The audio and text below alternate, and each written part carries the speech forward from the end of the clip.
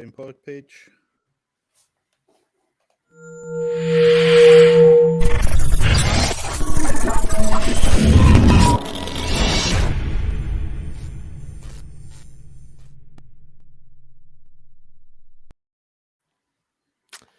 Good evening, everyone. How are you doing? Good, man. We all just Got a checking. notification it's live, so that's good. We are. We're rocking, mate. This is getting more fluid by the attempt. This is quite good. What number are we on, by the way? 7. 7. So number 7. Welcome, Matthew Hickman, aka Brownbear. Hi, how's it going? You all right? We're all good, mate. How are you? Good, man. I'm good, man. I'm just trying to figure out how to share this now to like pages so everyone can watch it. Right. So if you just go to the Soundpod page. Right, I've shared it to my page now. Now the beef is sharing it to Brownbear's page. It's so complicated, isn't it? So many pages. I know. Right, here we go. I think this is happening. We're doing it. Shares already. That's all right. Was that you? That was rapid. I know, man. On it. Aye. So he totally played down his ability there. He's like, "Oh, this is a nightmare," and then he shared it to half a Facebook. Totally ringing folk. How we doing, David Blair? Hello, yo. Dave will be going live at 9, I think. I believe so. 23 Universe page. So, Matthew, what you been up to?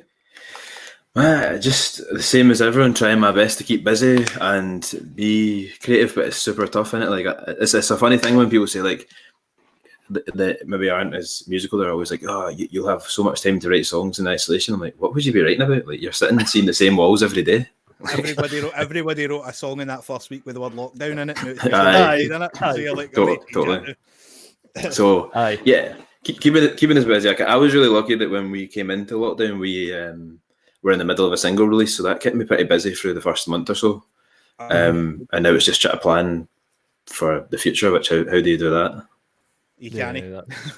You can't. You can put a bit of guesswork in and put a date on something and say, well, totally. Go ahead, let's just see what happens. When was your last gig then? Before? My goodness. I don't think we'd even done. I think our first show was to come June. It was supposed to be because we were talking about that off air. Like, obviously, work. I do tour management work, so I'd been after the Brownbear stuff finished up. We were actually in recording, and then I was away on a tour, and then we got back. So we were supposed to be back in recording during the single release stuff, and then the shows would come later in the year. So I don't remember the last time I did the show. It must have been almost a year ago. I was at the Turks gig. Yeah. When was that? I can't even remember when that was. It was last March or April. What up there? March the 28th. Aye, that was a sellout as well. It was a cracking. That was a great night. It was a good, wasn't it? That was crazy. Like, it was amazing that it sold out, but I did not expect it to be a case of like, like everyone was like singing back the words, and that's the first time I'd really experienced that. So it was cool. There's Mikey T. The subtitles are putting them off. Like, see the subtitles. I don't know if you can get rid of them. You can on your pages if you just go to the settings on the closed caption.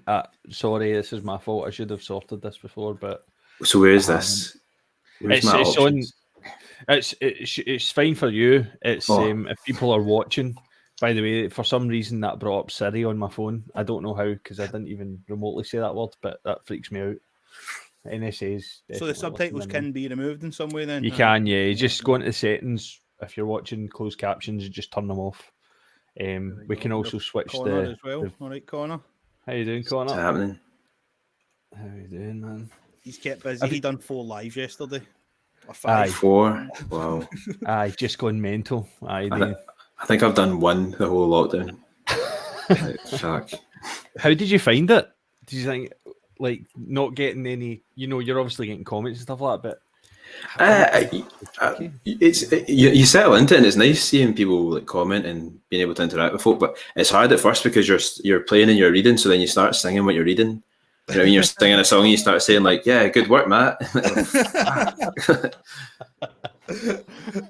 So you just have to kind of shut off. But yeah, man, it's not like the ideal situation, but it's the best option we've got. Like, I'm not so big on them, I'll be honest. Like, it's not like something I'll probably do a lot of, but Yeah. I thought it was. I really at the start it was great, like when you were just getting constant and there was nothing to do, so I would just sit and grab a beer and just watch through all the live streams, and it was brilliant. I still enjoy them, but it's one of the ones that they're constant, aren't they? Like, I don't know if you've seen any of these mad lockdown pages, and some of them. Oh man! Some of them is just like a woman doing karaoke, and the husband totally just in the couch, just like that, and she's dancing about. Well, that's what I was going to say. See if they'd had like a restriction and like you had to be an actual like up and coming band. And you were always seeing new content and supporting someone's career. It'd been a great thing and a great time. But what happened is you saw all the celebrities decide we'll get stuff sent to us and do it really high quality. So then it really makes people below us look shit. And we'll sell some records off the back of it. We'll do a big generic cause that no one knows where the fuck the money goes. And then at the other end of the spectrum, you've got, like, as you say, like people going into like their fucking lockdown group for their town. And it's just like some karaoke singer or some guy that thinks like this is my chance to have a music career now. It's like, could you all just go away? Like, and the annoying thing is these people have got like 2,000 people watching them because totally sharing it, like basically. Man, and if you were to go into that page and play a certain tune, they'd just be like, fucking play a cover. I know. You know what I mean? It's Tina Turner. They're pure like applauding bad karaoke and booing you for originality. The Tina Turner, what's the Tina Turner song where they do the dance? That's the best one. They all do it. Not Bush City Limits. I don't know what the one is. They all do the same dance. It's fucking hilarious. Oh, it's but like you're so right about that as well. I think it's such a. We talked about this before, about how the difference, and it's not. It doesn't diss anything about people that play covers as well. Like it's brilliant, and some of them are. Some of the covers I've heard are phenomenal. I mean, truly phenomenal covers, and different. But it tends to be that those versions are the ones that are guys or musicians who have got their own style. They've got their own songs, and they're just putting a twist on something now and again, as opposed to, like you said, man, is just doing the old standard karaoke stuff. Like the thing about like cover bands as well is like, I think like. Everyone loves to see them, right? But you see in terms of like the business model and how music works, like if you're in a cover band, you'll get paid a ton of money to go and do shows. So like you can have a job, and then a lot of these people have jobs and do the cover band at the weekend, and then they get paid loads of money in terms of gigs. Or they maybe don't think it's loads of money, but when you're a touring act and you see how much cover bands get paid and you get paid for doing an actual tour, you think like, what? Like we made this content, like we created this, you're just like covering it, and I'm not saying there's not a place for everything, but then it's sort of like there's a bit of like unfairness in that whole system, that like more money probably gets put into cover acts than it does into grassroots music. It's just because people know the material and they're sitting in a pub totally keeping bums on seats and they're buying drinks and and then you get the kind of people who think, oh, we'll just start a wedding band. Mate, there's good money in that. There is good money, but there's obviously a lot of competition as well. Do you know what I mean? The only reason I'm not in a wedding band is because I'm really not that good enough as a musician. Like if I thought I could. What do you play actually? I've seen you play piano, guitar. Yeah, I play piano, guitar, ukulele, bass, drums, singing. Like, but I don't do any of it with. No, listen. Like, how good are we talking here? Like. That's like I'm able to play them all, but it doesn't mean I'm good at them. You know what I mean? It's like I'm not. You see, the thing is, like, see when you're in bands, especially like cover or session or a wedding band, like you have to kind of be exceptional at your instrument. Definitely. And like that's not me. I'm not exceptional at anything. I'm just like able to play several things and enough to get by and create things. You know, like that's kind of like me, but I've got like good production knowledge, so I can get away with it. Totally. I can get away with like being pretty average, but like. Mate, like things in. You have your skills, and like for me, it's probably songwriting. Like songwriting's always been my thing, and like I do it for a lot of people as well. So I write songs for other people, and like and it makes it easier to play instruments because you're just playing things by feel, and that feels cool. Like you learn as you go. But like if someone said to me like play that song now, I don't know how to play it. You know what I mean? So I watched a thing with the DJ producer Deadmau5. He can't play anything basically, and he's got to sit and draw everything in. Wild, isn't it? He's just gone by his ear, like drawing notes. Man, I've met a lot of songwriters, and they've said to me like, "How's it you write songs?" I'm like, "Oh man, I just sit and play it," and they're like, "They can't figure it out." And but do you know what? I'm like, you need to learn how to do it, because like the standard of music has dropped significantly. Songwriting is a kind of lost art. And until people start to like I was always told at the beginning, if you can't sit and play a song from start to finish on a piano or a guitar, then it's not a good song. Doesn't matter what you think. See if you don't sit and play that from start to finish, and people say, "Here, mate, that's a tune. It's a shiter." So forget it. See if you can't do it. It's shite. Move on. Like and pop music, I understand, is produced in a different way, but they should live by those standards so that the standards higher and then the competition's higher. It's like basic. You know what I mean? You think that's how it would go, and it's not, man. People just try and reproduce what they've heard, and then it's like a worse version and a worse version and a worse version. Aye, definitely. Yeah. You only get now and again. You get somebody that comes along that sounds completely different and unique. And it's so exciting, isn't it? So exciting when it happens. Eilish for me. Yeah. When I heard that sound, I was like, you can hear the hip hoppy stuff in it. You can hear like certain elements, but you're like, nothing really sounds like that. They definitely have their own vibe, you know what I mean? And I think that's cool. Like, no matter what anyone thinks of them, whether you're, I mean, it's probably not something I'm much into listening to, but they've got their thing and they commit to it and they believe in it, man. And yeah, it's a brother. He's Phineas. He's called. He's the producer, isn't it? Behind the whole operation. Yeah, I think he writes a lot and does all the production. And I said there's a video on YouTube, a good video, and he's like showing you striking matches, and that end up becoming like the snare in one of the tunes. No way, that's class. I love all that stuff. See, like just totally creating from nothing. But there is an element of the sort of lowest common denominator out there that's just let's just mass produce, get it out, less lyrics, less meaning, less variations and progressions. Like it's just I get the feeling though like that might fly less now. I think like see with this lockdown it's made people kind of reevaluate like what art and content means to them, and they're like, I wish we had more like to get you through lockdown, and then the big acts like couldn't actually come and really produce anything for you because they don't do it. So like half the artists you'd love to see do a live stream probably couldn't because like they have no idea how to do their own tunes. And I think hopefully we start to see a move back to, you know, like the basic setup of the industry where it's like writers and then you've got the people performing it, but they're also great, whether they are writing or they're great performers, and it all is more like small and boutique and about music. And the people like see right now, it's about like how much can the majors make, and like it just doesn't work, man. It's like too top heavy. Like 20% of this industry are making all the money, and 80% are doing all the work and getting paid nothing. Yeah, that's true. Totally. And but then we act like we're a really liberal industry. Like everyone in this industry would be like, "You fuck Trump, man!" Like from like their mansion, you know what I mean? Like, aye.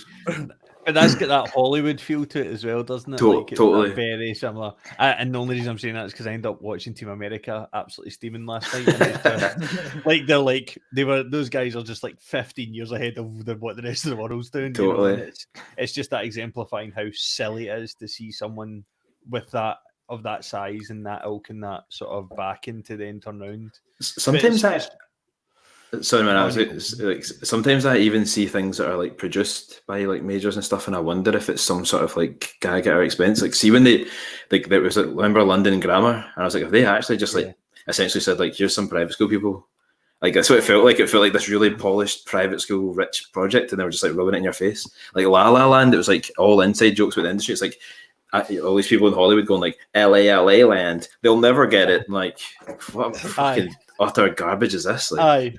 And then they just batter down Tarantino for his one, where it is more accurate and it's more of a throwback to an homage to that time. But no, it's so top heavy. Like I think we talked a little bit about it with Aziz, who we had on last week, and he's obviously quite heavily involved in the sort of independent labels. And I think the last one he was with, I don't think they're even about anymore, or they were gobbled up again. Like that's.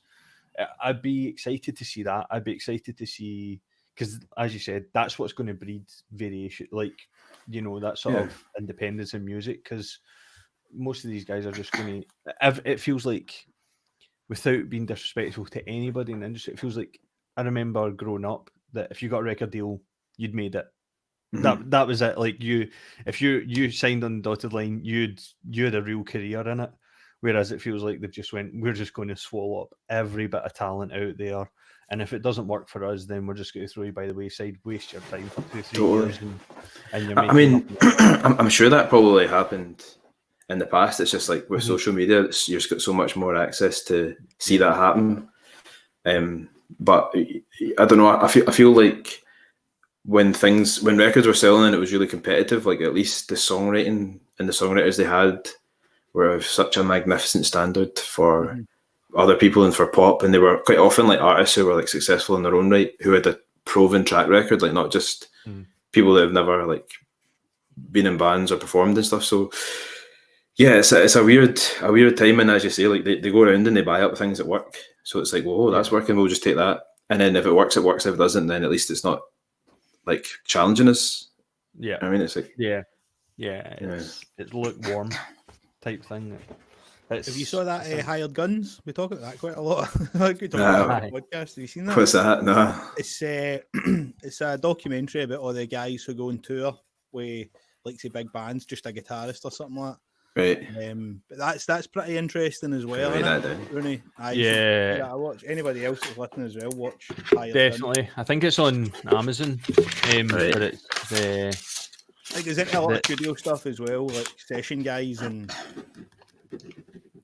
some crazy stories on that as well. Like just how I think it's that sort of misinterpretation of people who are like, oh, you're, because I think one of the girls was like an Alice Cooper, or they focused on Billy Joel a lot as well, and it was like long-term, long-standing, band musicians for him and session musicians, and then suddenly he cuts the cord out of nowhere, and they're just like, I don't have any money.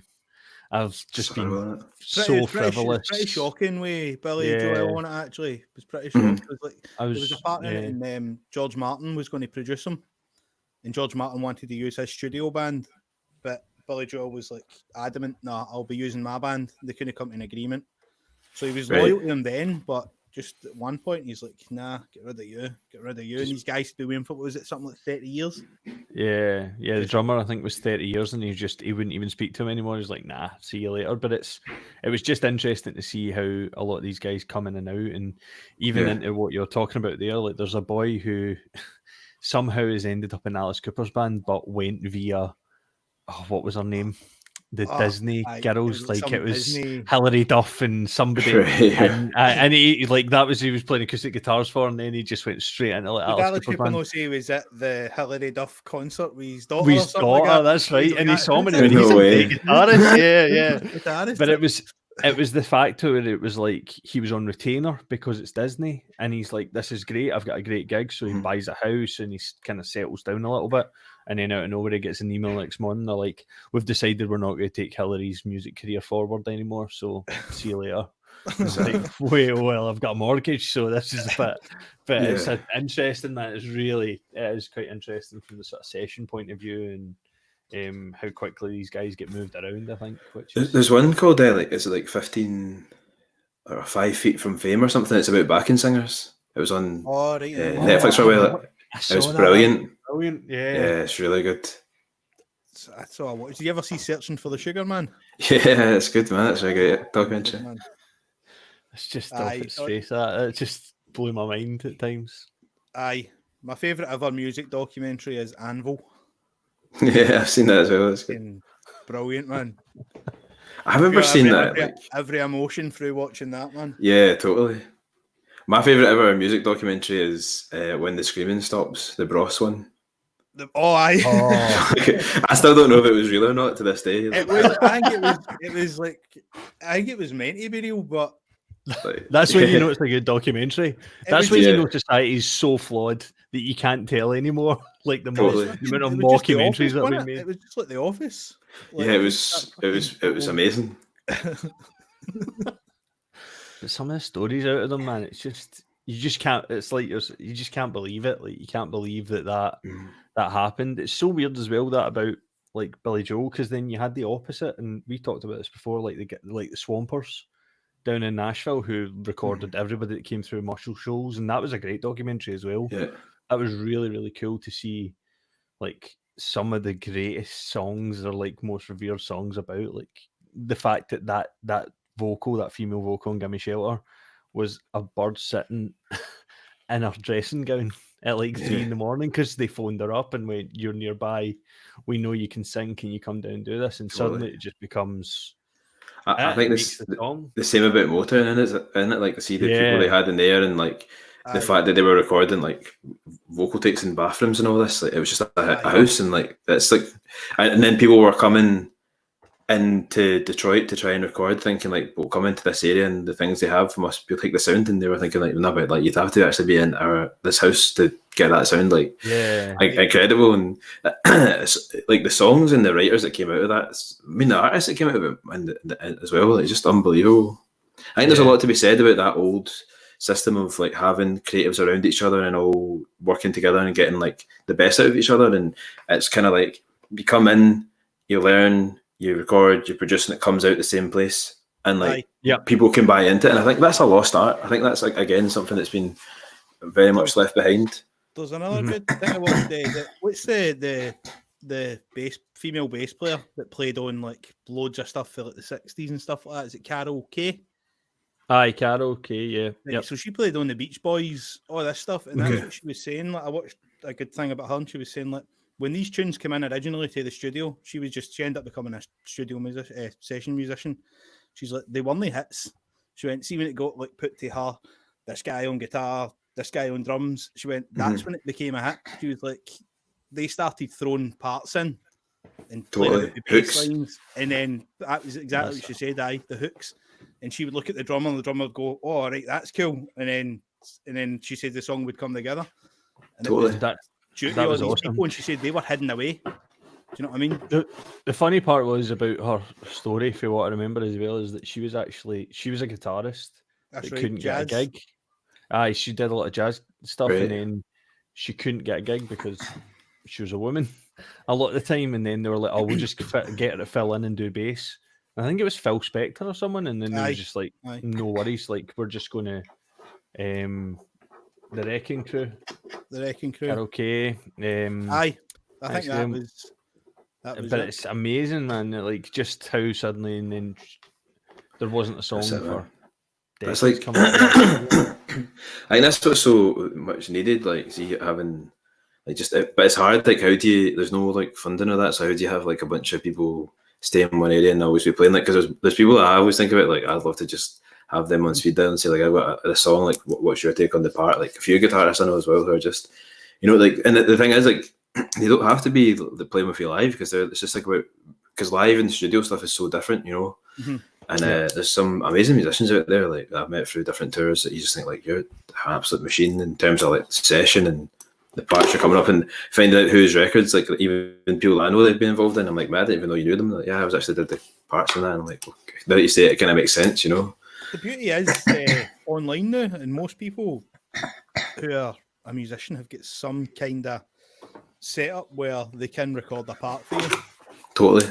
And fire it out. Do you know what I mean? It's not like you need to be in the studio at the same time. Yeah. You know, absolutely. That hired guns talks about that as well, about all these people in the background, and they're like, we could, you know, big bands, big musicians, and they're like, nah, he just couldn't get the part, he couldn't get it. And then we like, I can't even remember what band it was, but basically it was, I mean, a major band, and they said, right, okay, just go walk, like, you know, we'll I get said it was later, the one walk. word they said to him, and he just that was it. And they were like, go walk, and they came back, and he went, go walk, and then we'll listen to after it. And he came back and he went, oh, that take sounds really good. And the reason was because when he went to walk, they got the session guy to come in and do it.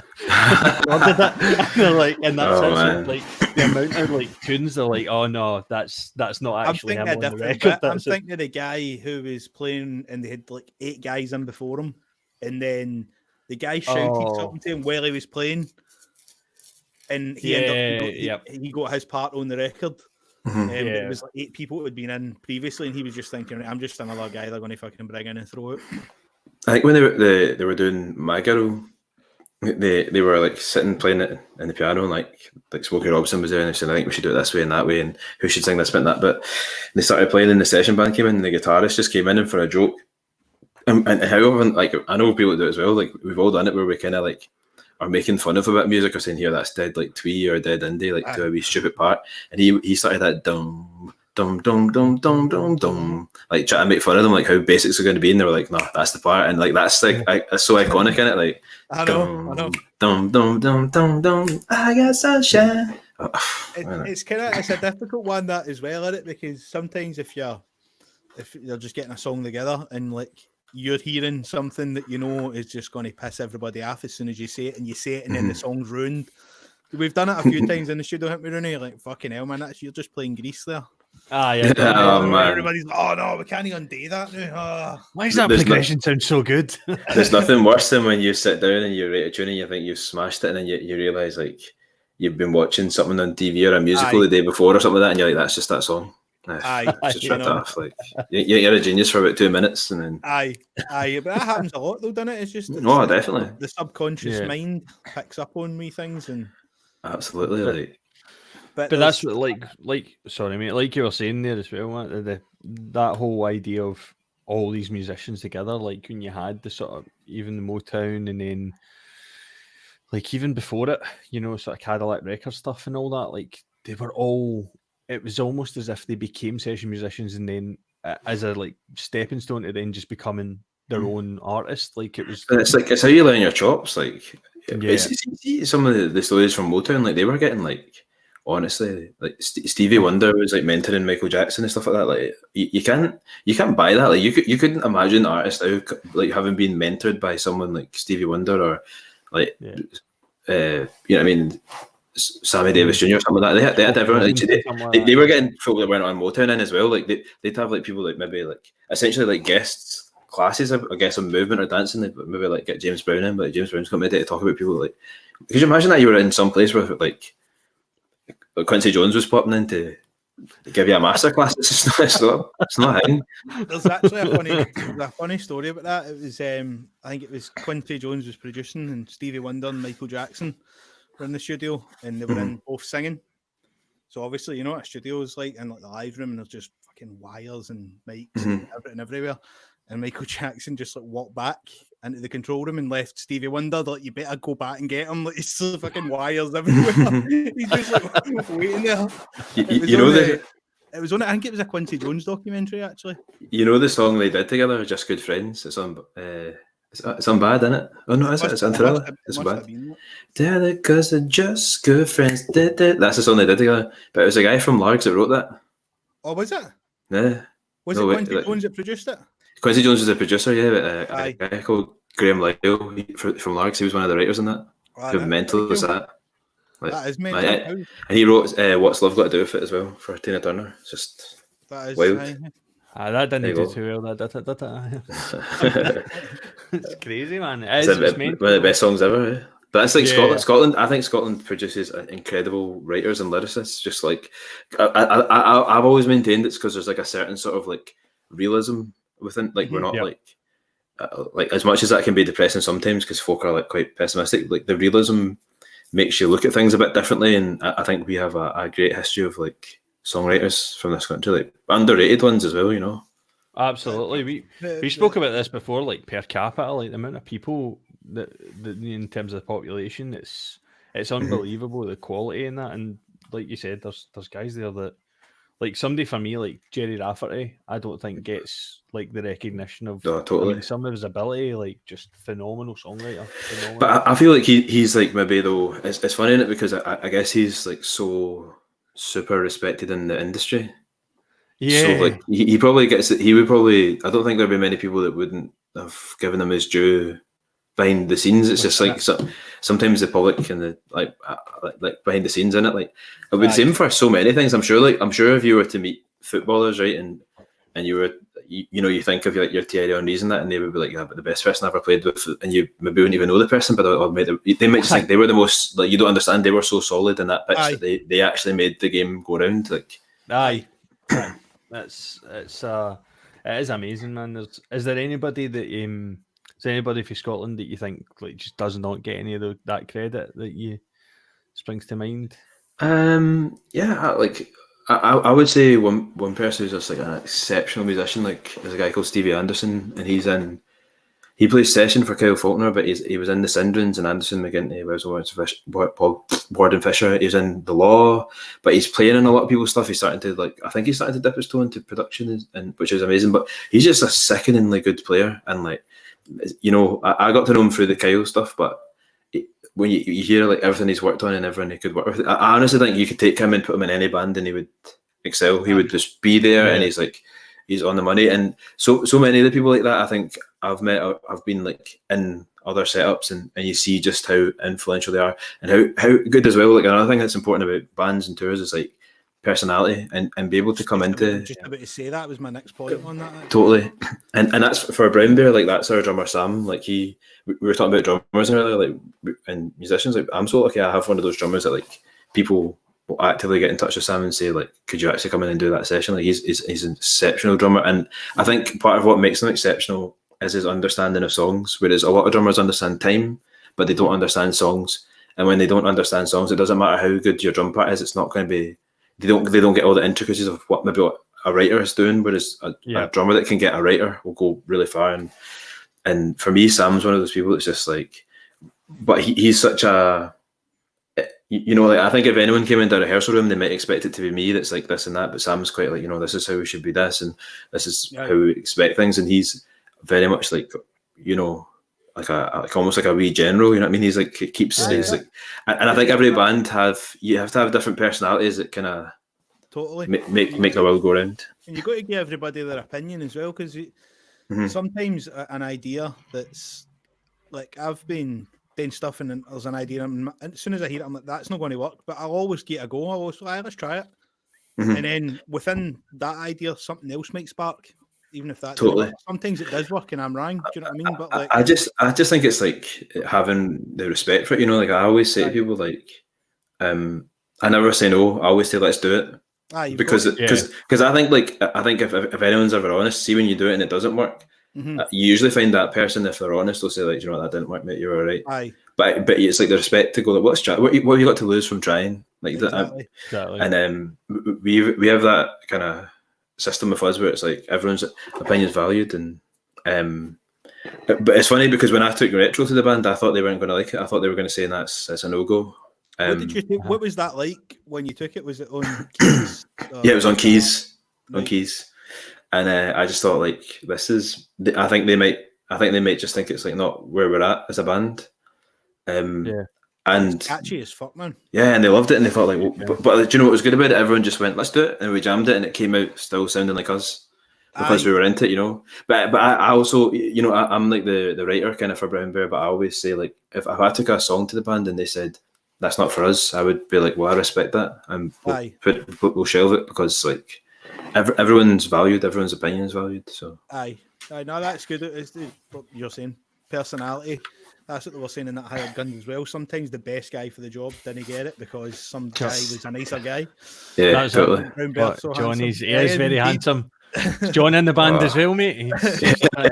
Yeah, I paid him to say that, did I? John's an amazing musician as well, mate. Like, and John's got a song called "Dear Mama," which I think is one of the best songs that came out of Scotland. So, like, you should John Condren, "Dear Mama," check it out.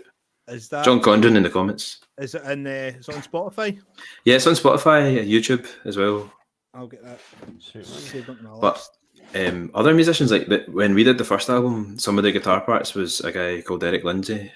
He came in to play them, and honestly, you just can't believe how good a guitarist he is. Like he sat in.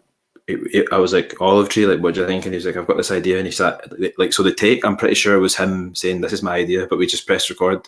And I was sitting at the end of it, like, that's your idea? That's the greatest. I couldn't play that. That was just mind blowing. And that's a great song as well. He was in a band called Whiteout, who were like, if you're right into music, you might remember Whiteout. And they were kind of the same time as Oasis, like, really tipped for kind of things. And yeah, and then it's just like a cool guy. He just came in and he's just like, played it, and I was like, how is he playing this stuff? Like, unreal. And people probably don't know Eric, but to me, he's one of the most exceptional musicians Scotland has. So it's brilliant watching somebody that can just play instantly in it, like, and you're just like, fuck, that's high. Pick it up. Like, as I say, I'm not the greatest. Rooney's a bass player, but like, if I've got an idea, I'll just do the old do, do, do, do, do, and he'll play it. Do you know what I mean? So we've got that understanding. So Man, it's good to have somebody, but you can throw an idea at and they can play it.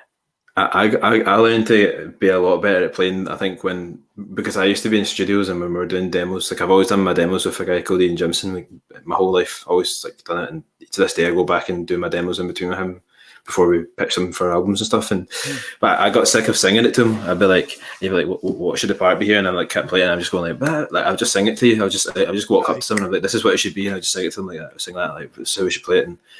And now, and you know, like, and the thing is, I think it's ridiculous when I sit in a studio and someone's playing. I'm like, that's not right. You should be playing like this. But I could even play I could play what they played wrong.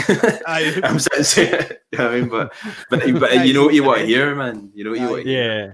So how do you like when you're writing? Is it guitar keys or just mixture? Just whatever I pick up, kind of thing. Like I got a ukulele as well. I think that's an amazing way to. I think the amazing thing about writing on a ukulele is it's so sparse and there's so little what I could do with it. I'm sure lots of people could do more. That it makes your melodies have to be strong, and I think you have to get your words and your melodies right. But I just dabble right now. I've been writing a lot more on keys than guitar because it's kind of fresh and it's new.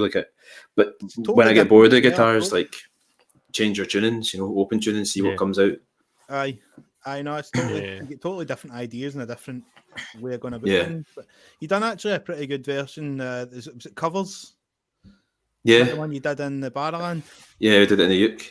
On the ukulele, aye. That was cool as well. It's class, isn't it? Like I love doing it because it's a bit different and it keeps. I mean, for me, that keeps covers fresh because I play it and I kind of think this is quite fun.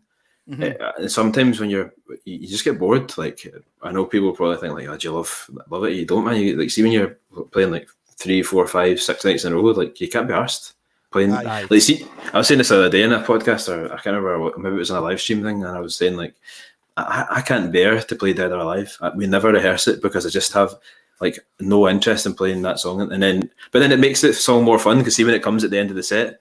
And you're like, you haven't rehearsed it. It's a bit like you're kind of like, oh my god, we're about to fall apart as a band, but it makes it more exciting. Like, there is a underlying like just appreciation for when you get it right and you haven't done anything with it. Like we've been there before and bands I've been in and stuff. And but you're right, you do get sick of them. Yeah, if you play that same song in that same way as well, I think that's that's where your time in the studio and rehearsals is so important. If you can get 6-7 hours in and you go, let's try and switch it up. Let's do this on a. At the end of the day, you've got to get sick of them.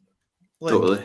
You've got to hate that song because once you hate it, you know you've got it. Do you know what I mean? And then you can work on new stuff, and you always just need to keep that. We've reached a really cool place where like. We've got new songs. We've got one more to come out, and we've had retro. We're working on new stuff, and it's like we've got backing singers now, Wendy and Sabrina, who are just like exceptional. And they're exceptional musicians in their own right and in their own projects. And so, like, it's funny with some of the sounds, like that's them coming in as well and saying, like, I actually think you should do it like this, and what about this, and we'll have a bit of keys here. And now we're really playing like a band, and I'm like, oh my goodness, this is great. It's like we've all rehearsed and we did a session, and we're all using in-ears for sessions sometimes, and it's like, oh, it's like see being able to hear each other, like, oh my goodness, I can hear what's happening, and we just feel like a real proper like we used to the piano drum of retro today, and that was like again we're all in-ears, like amazing, by the way. That's it, man, and it's like that's that level of like professionalism we were trying to bring in. We were like, so we've learned and grown as musicians, and now we're like, we need to not just put on a great show in terms of energy. We want to be able to always put on a great show, like, because sometimes like you're going to do shows like that piano drum thing we recorded, or if you do a live session or to an audience, it's in Edinburgh. They keep it in a warehouse and they built it. All those things are made out of pianos. It's amazing, like such a great project, and everyone involved in it's like just volunteers, and they give their time, and it's honestly like if you can get a chance to go and see it, get in touch with them, and also they move it and they add the bits to it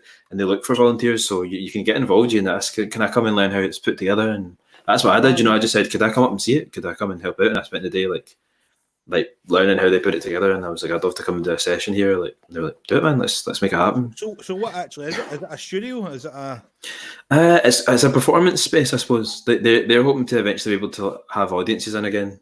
Right, okay. To sit on those surroundings, and then you'd play in the middle. Am I right in saying it's like a like a drone. Yeah, Aye, it's like aye. so it's cool, man. It's the sound in it was great as well. yeah. Oh, it That's was awesome. amazing. How you doing, Billy? You all right? Thanks for Billy. tuning in, mate. See you again. Aye, we were gonna share the retro video, but I don't know. Do you think it's worth maybe sharing the piano drum one? Man, yeah, whatever. I'm easy. Aye. Yeah. Do you want to stick? Is it on YouTube? Nah, it's a Facebook video, isn't it? Ah, All right. But we could do the official video. It's all good. aye. Well, whatever's. I'm gonna see. Talking about. If these are-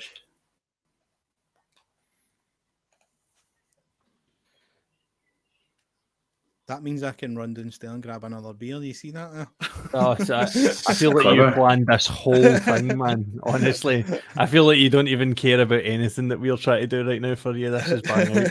He's just segueing into Bev. Aye. Aye. Just this is why I keep the whiskey We'll be right back next in to a me. minute. Aye. This is why I just, like an alcoholic, I just keep this right next to me, man. It doesn't move. You've got it sorted. Aye. I don't have my Glengoyne sponsorship yet, but I'm going to keep tagging them until they phone me. So Do what you can. You know what I mean? He's like, I'm going to tag Glengoyne, tag the podcast. see what happens. Nothing. I mean, things happened. I think. Thank you everybody that liked it and all that, but none of them are Glengoyne, which was devastating to me. But that's all right. We'll get over it eventually. Oh, there we go. Davy go. Blair. Oh, That's the Badlands. Covers the Badlands. There we go. right, Dave. I'm taking that down. Promoting on here. How dare you? What's that all about? Aye. Davey's always going to promote. How dared you? I thought that was actually a link to what we were trying to look for there. He was trying to be helpful. He's no. Just stick How on dare. the actual video then. We'll go for that. We'll go. Where is it? What am I doing here? See the video you already had preloaded. Now we Oh, that one. early and set everything up and we got all ready and we're like, right, we've got that. That's going to go. Right? That one. We'll do that. The retro video. Retro video. Let's get that on right. No worries. Awesome. And this is this out as a single, mate? Just before I put it up, out as a single now. Available on all digital platforms. Brilliant. Oh, that's so professional. I love that. Who's put an angry face? Definitely, that's Davy Blair. 100%. He's been doing that. I said I filmed and made it. He's all right then.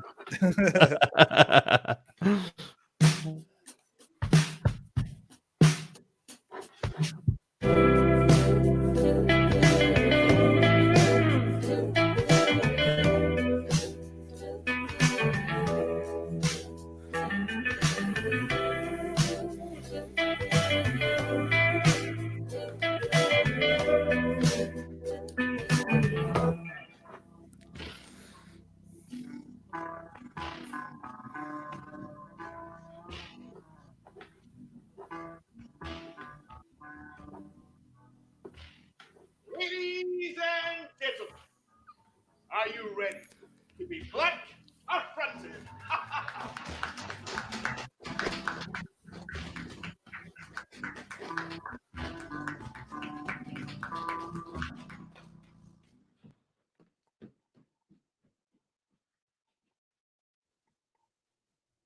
I've been thinking about the old days.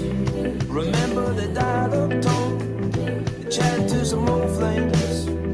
Mama waiting on the phone, and now I'm reminiscing split screen. We were playing on the 64, then we'd head to the arcade. We're trying to beat the highest score, and I've been praying for something special, but I keep waiting for something retro. And now I'm thinking about the next day. Can I even feed myself? I've been thinking about the big pay, so I can taste some wealth. Cause all this living hungry is messing with my mental health.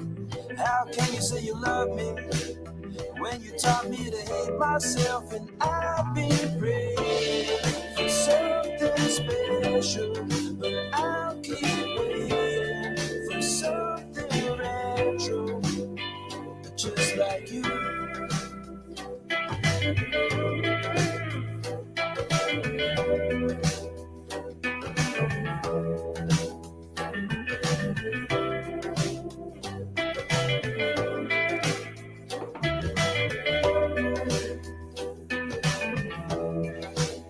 Now let's talk about the future.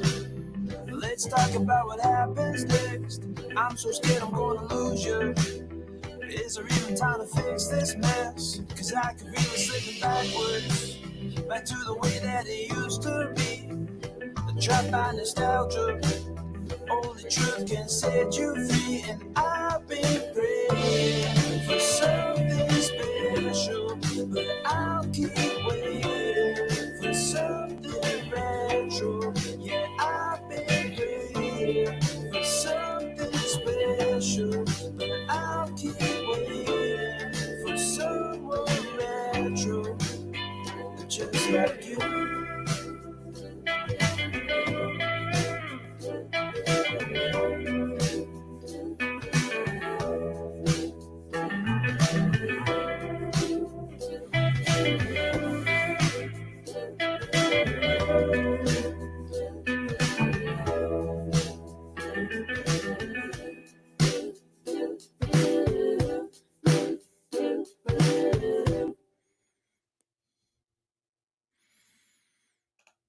Awesome, man.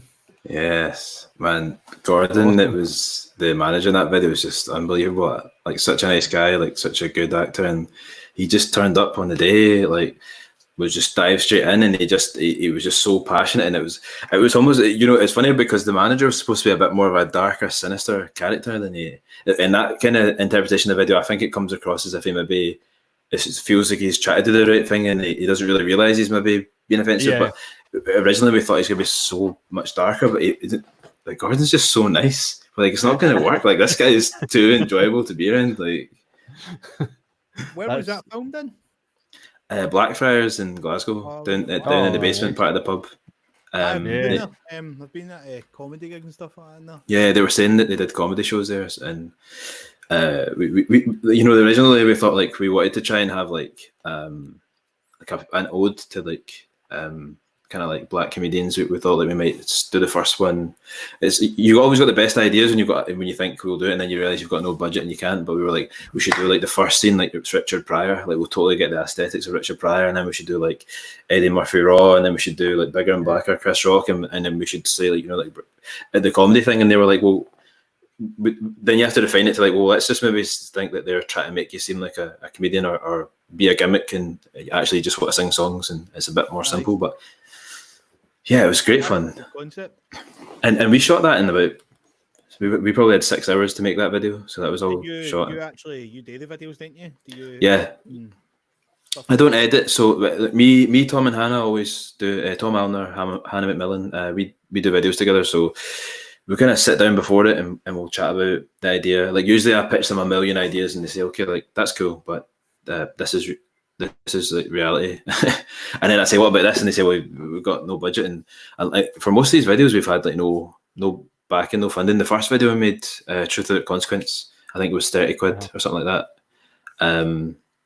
And yeah, it was like so we'll sit down and then we go and we make it. And the thing is, like, we all work in that crew, and we'll be sitting in it. And when I'm not on the camera, I'll be behind with them saying like, you know, about this or that, like, is this how we're doing it? Like, we'll sit and discuss the shots, and I love it. Like, it's become like almost as big a passion for me as like the writing and production of music. I'm sitting with the videos going, okay, let's get a great idea here and let's make the best possible content. And it's, I think, well, I hope it's become something people look forward to, like what we might do next with it, you know. Videos are hard though, man. As you say, let's say like zero budget and you can have an idea, and then you're like, but how do we put that together? Like, I remember when I was in my band a few years ago and we were talking about videos, and Nannies knew how to make videos at the time. And we were talking to a guy and he's like, I will get this, I can see this like knight on a horse. And we're like, well, hold on a minute. What the fuck are we getting a horse? Totally. And he's like, but it just comes at this castle, and I'm like, fucking hell. Like, it's not really the vision Andy's had for the song anyway. But like, how's this coming about? Like, you get a Yeah, party totally, tonight? man. I think like. Sorry. Oh, you go, man. Oh, it was just to say about the timing, like to do what you did there in 6 hours is pretty astounding, man. Considering like the amount of cuts and different scenes and different rooms and angles, like that's a lot of movement, man. Like It was a stressful shoot. It was like really. But do you know what? Like I think it helps for Tom that I've always been very much like I want to know and I want to learn, and I guess like from the first shoot to now. So when they said that can't happen, I wouldn't just accept it. I'm like, well, why? And they'll be like, this is why. And I'm like, okay. And then you learn. So I've gone from maybe being in the shoot and saying like, let's do these ideas, and they're kind of like, to now I'll sit with them and I'll say like, okay, like, well, I'd like to do this, and this is how I think we could transition the shots. And they're like, oh, this is a bit easier to work with, Matt, because he's starting to understand how we shoot and why we shoot. Right. And I just love it. And I think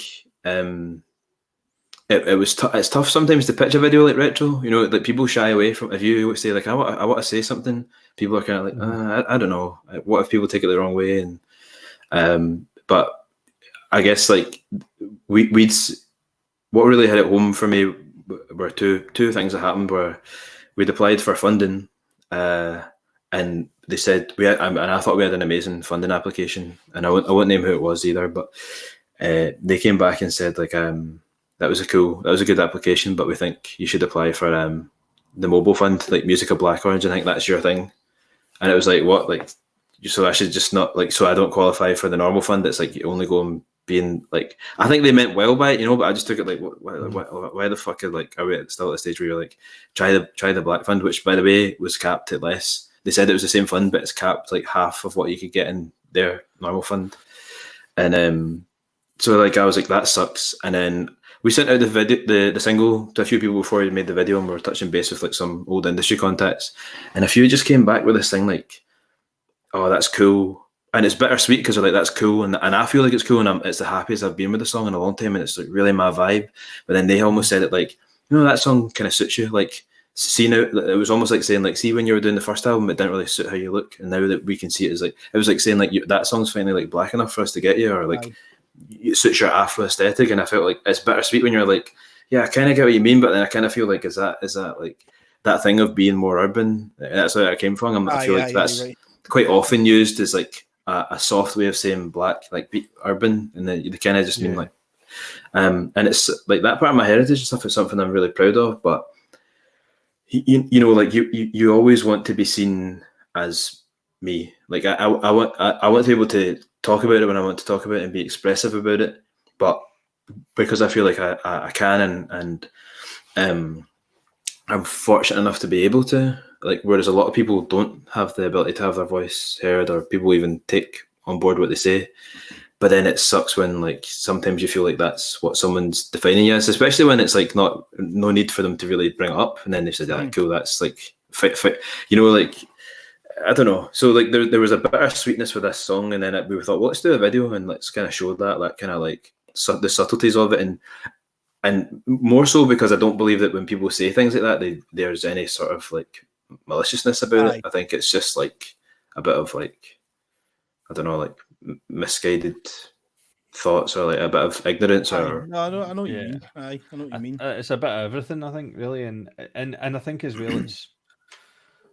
I think that's quite telling as well, like what you're talking about there, and the fact that there is variation on caps for something that is, like we talked about at the beginning of the show, an industry that is deemed as so unbelievably liberal, and yet still pertains to these sort of archaic ideals with it that shouldn't, that it's absolutely irrelevant. It should be absolutely irrelevant, particularly when you're talking about music and structure. Like people, that goes back to this sort of major label thing where they want people to go into certain boxes that tick their brand, tick their awareness, tick their the diversity that they want within it. I say it a lot for the female thing. Like see when you go to these all female lineups, and I'm like, female's not a genre, man. Like I have some respect for the women behind the music and see what they are as an artist. And I'm not big on that. I'm not big on the idea that they should have like a female stage, because to me it's like saying that if they don't think that maybe the women are good enough to be on the stage with the men or the established artists. And I think like and as a woman I would be thinking like, fuck you, like I'm good enough. I'm good enough, if not better, than the people on that stage.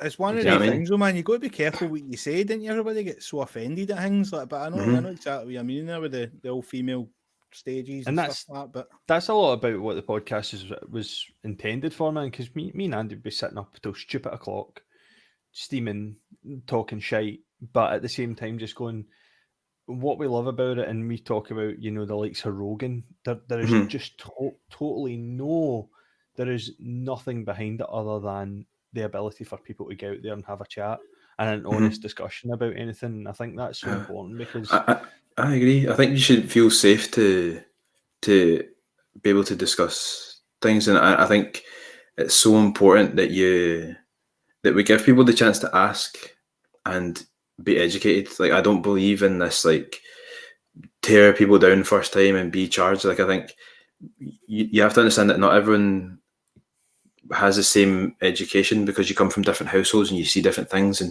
and sometimes someone will say something and I feel like all you have to do is say to them, what you've said is hurtful to me for this reason, and then hopefully they say, I never thought of that, and you're like, it's cool.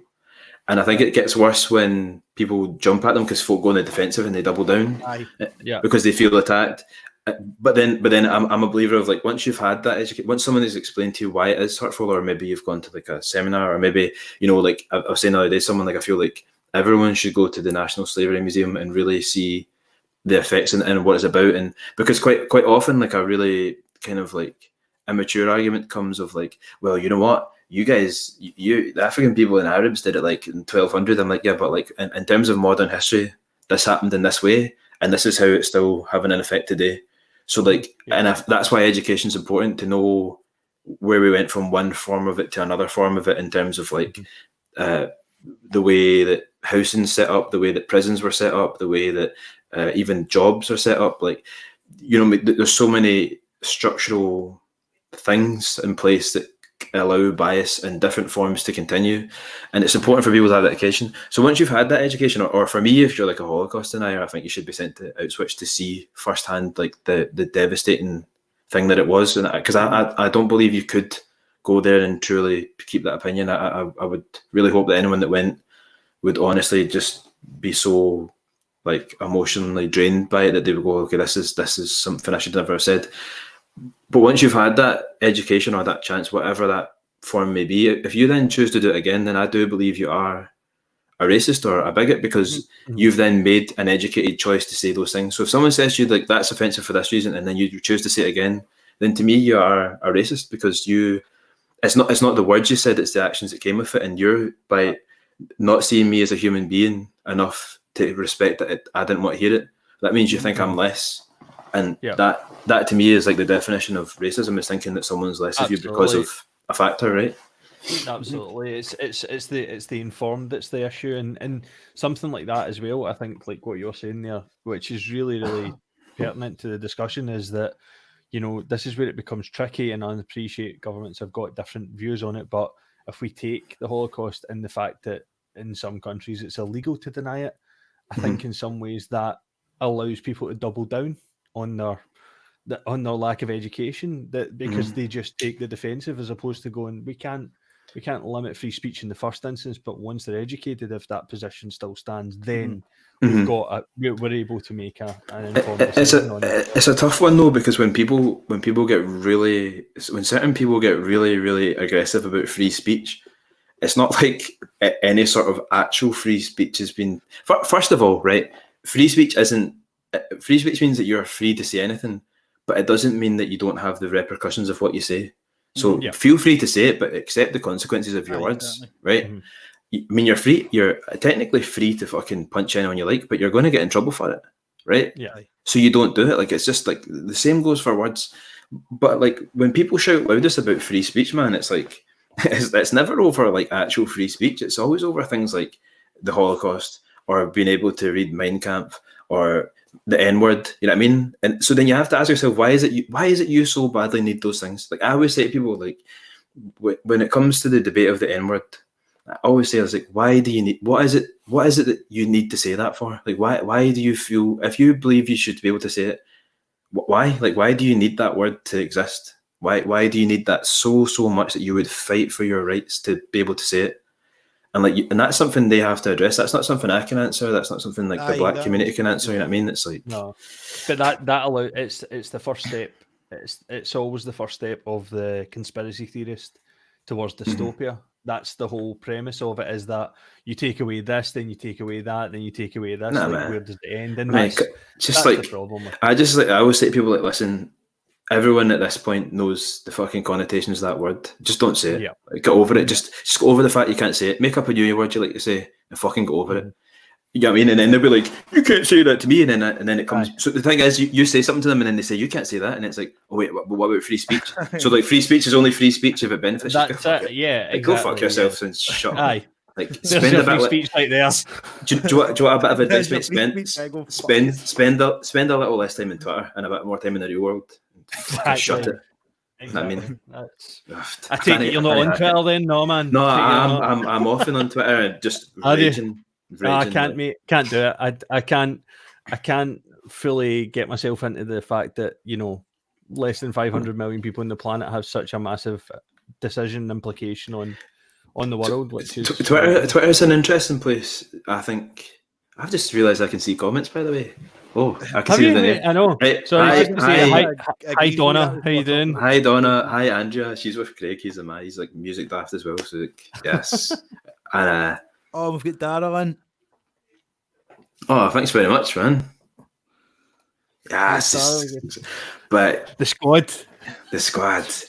Yeah, like Twitter's an interesting place, man, because you start to see like how. You know what I see a lot is like a lot of the same misinformation shared by the same types of people, and they start to believe it, and it's like. But then I always think, like, man, what's happened to you that you need that? Like, you just get, you know what I've realised? You try and say something to them, and they just don't believe it. They're like, nah, this is it, and we're seeing that so much. But one of those things comes back to like what we saw today is we've had a system that is strategically told us certain people aren't to be believed because we want to put this idea onto your plate. So we want to push through Brexit, don't believe the experts. But then a pandemic happens and we need to believe the experts to stay safe. And then people don't believe the experts because they were told they were liars. And then you get someone who is an aide for the government that can stand up and just say, like, do you know what? I don't even fucking care that you think I'm wrong because I'm staying. And we're all just, and there's this British subversiveness where we all think like that we're so sophisticated and so civilized here that we just clap. Like, that's cool. We'll just clap whatever you do, like, and we'll have a good, honest debate about it. And sometimes you need to just say, like, do you know what? We're not standing for that. Like, we don't. You like what happened today is so disrespectful to so many people. But it should show you that they don't view you as people; they just view you as a statistic, and that's why they don't care. Like, he genuinely got up there, probably not thinking what he said was wrong because he just doesn't care.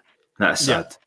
Yeah, and that is, in its essence, is extremely difficult. And I agree with what you're saying.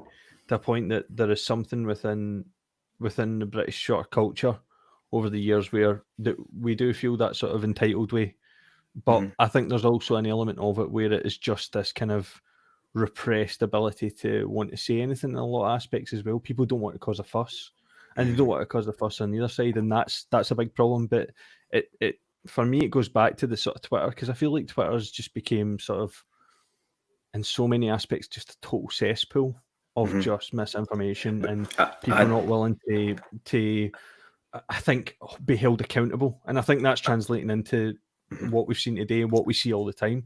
I had an amazing one the other day on Twitter, and someone posted something and I said, I don't really think that's right. And then they posted back a fact. And then I was like, well, they were trying to quote facts. So then I went 2 wee seconds and I went and got the source. And I went, well, this is actually, because this is the thing. Yeah. Like, people say that's a fact, and I say, well, what's your source? Like, you can't just say it's a fact because you read it on Twitter. Like, just get a source. People will believe it, and they say, see, somebody has got an audience, and they put stuff out. Oh yeah. How people come to me and they go like, oh, you see about this is happening, that's happening. You're like, where are you hearing this shit? I have heard, that if you don't buy Brownbear records, your life will be worse, and that's a statistical fact. I don't have a source, but just do it. You know what I mean? Like, it definitely will be. Yeah, but so he was disagreeing, and then this guy jumped into this guy, and they always have like a fake profile picture and all that, and he jumped into the conversation, and then he said something that was really similar. I can't explain it, but he typed something in a certain way, and I just wrote back like, "Wait a second, are you the same guy in a different profile?" And he was like, "Fuck," like went ballistic. "Fuck capitals. Fuck you. Who the fuck do you think you are?" And I was like, "All right, well, this is going to be fun because you're definitely just one guy." That's multiple people, and I've just found that out. And then I basically said to him, like, listen, my Twitter is, for my personal one, is public. Like, and if you're looking at it's not hard to find me. But see, if you're going to sit there with like no given location, a fake picture, a fake name, don't fucking at me. Like, don't like see until you can be big enough to show who you are and set. Your fucking opinion is invalid to me. Because you're just hiding behind your wee keyboards pretending you're a gangster. Shut the fuck up. Also recruiting himself. And I'm like, am I missing out here, man? Would I win a lot more Twitter arguments if I'd made separate profiles? It's fucked up, man. Just agree with yourself. Just that's social media, man. That's social media, and we're all guilty of it, like even me, because when you see someone who really you disagree with, you probably just mute them or unblock them. So we start to like surround ourselves with only opinions that we feel are valid to us, and it gives us all a bit of a warped view in the world. Like, and absolutely, and the next stage of it has become effectively that you then get the facts that you want, and that's it. Absolutely. Start finding sources that are only primarily focused around the people that you like and what they like, and that's see the amount of people that forward on. There's some people who are like your mates with, but they're a pain in the arse on like social media. But some people, they're a nice person, but you deem a nutting on that. You know what I mean? There's some people I know that do it who I know don't even believe it. But I try to say to them, like, I know that you're winding folk up, but you have to understand that, like, for some people, like, will agree with you, and it start like when you do things to be funny, there's like, okay, fair enough.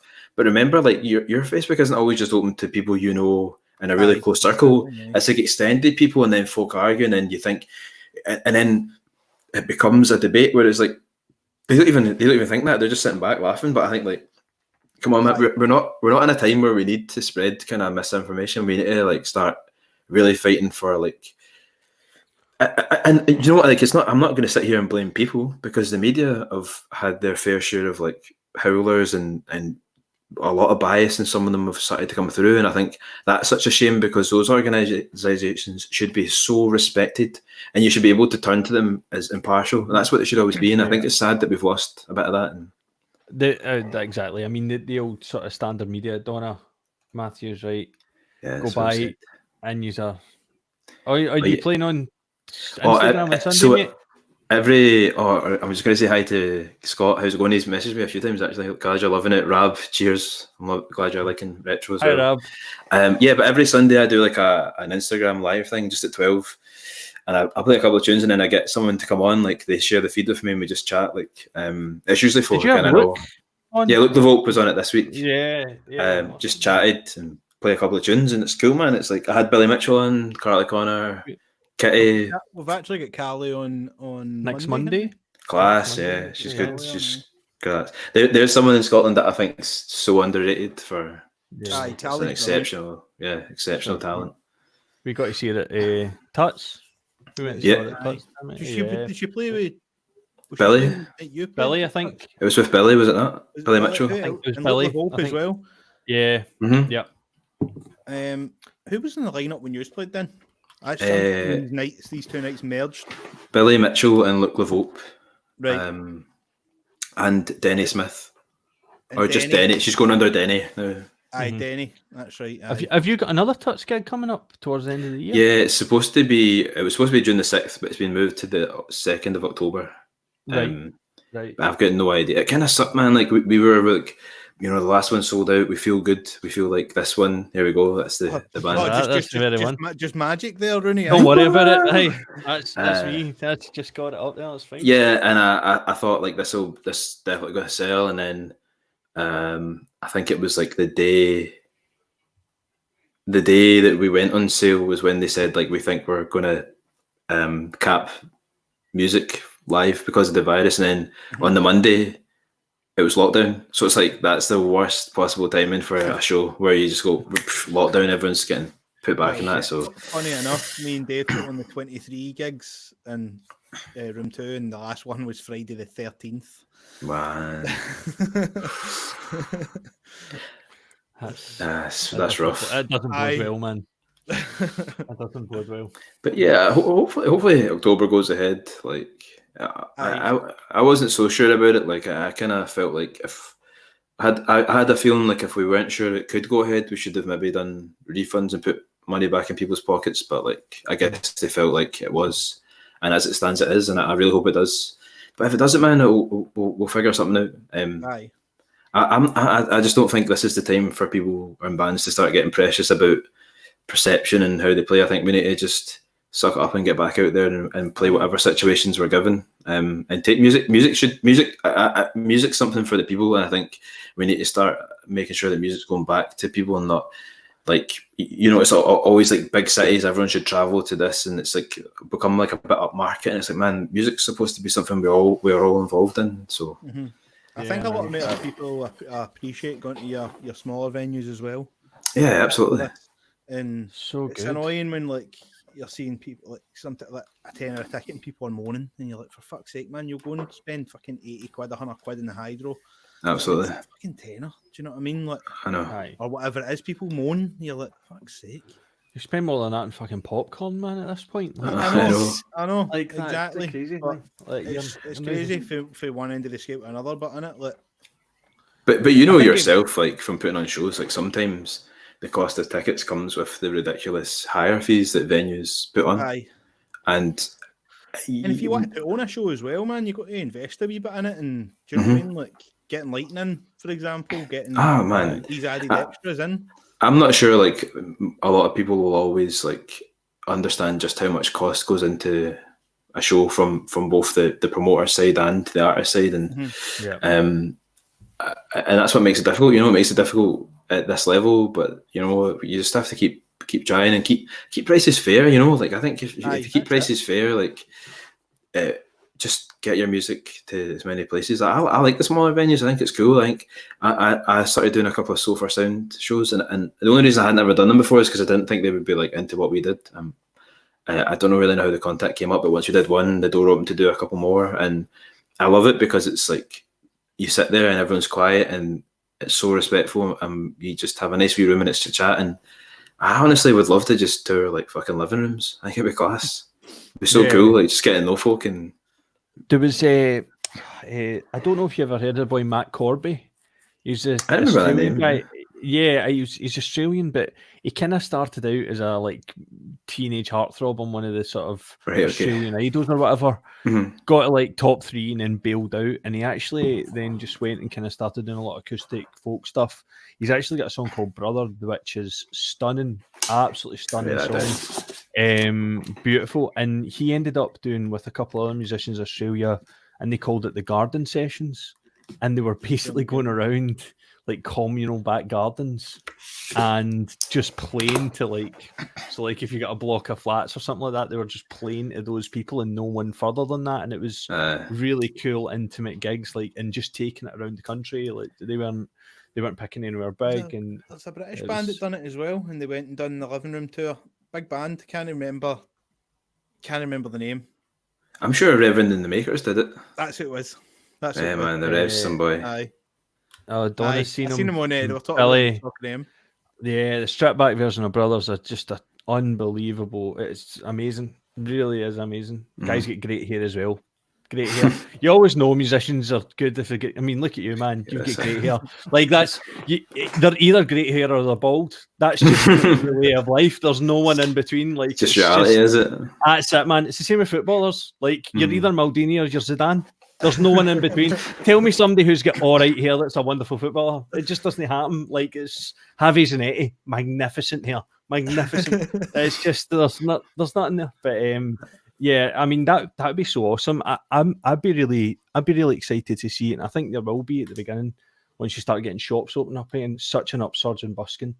I think you're going to see it because it's really going to be the only place I think a lot of people are going to get that sort of level of exposure at the beginning. You know, it's a tough one, isn't it? Like you you've got to find a somewhere in between when you're in a band. Like you've got to like, busking's taking yourself out to just like fucking whatever, but like just people expecting you to do covers, and then you've got to find a happy medium between like doing shows that are going to be a bit more free and accessible, but also getting in people are going to want to hear.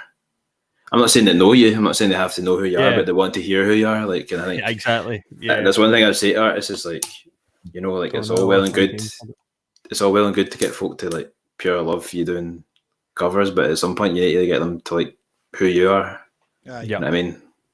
Absolutely, man. That's the most important thing. I mean, it's so exciting for me on this because there's a lot of stuff that I've not really been part of, and like, I mean, your album, the first album is phenomenal, mate. Thank you.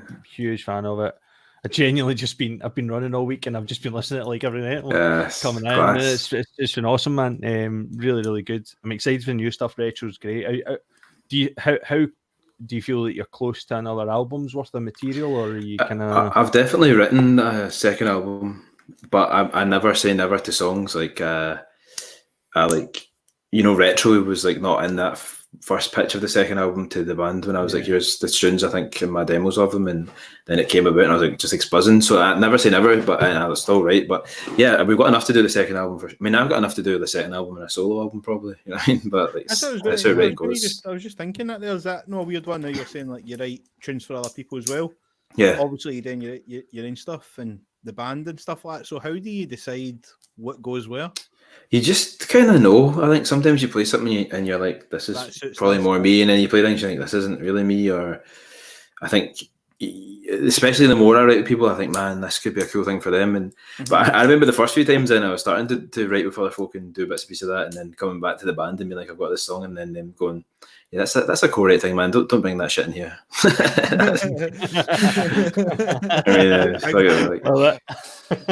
Right, hey-ho, but yeah, man, it's just like I love writing songs and I love writing for folk, and to me, I've not really been writing much for myself because I feel like I have done that second album, and our music and our albums are very like based in reality, so like, I lived for those things, and I feel the same for the second album. And I'm like, I've got a good core of songs, and now we just have to put them together and decide which ones we're going to push forward to. I think we'll probably do 10 again. Like I like 10-track albums. I like things to be like concise and to the point, and I'm not saying I wouldn't count out doing up to 12, but I just think I'd rather do 10 great tracks than 12 good tracks.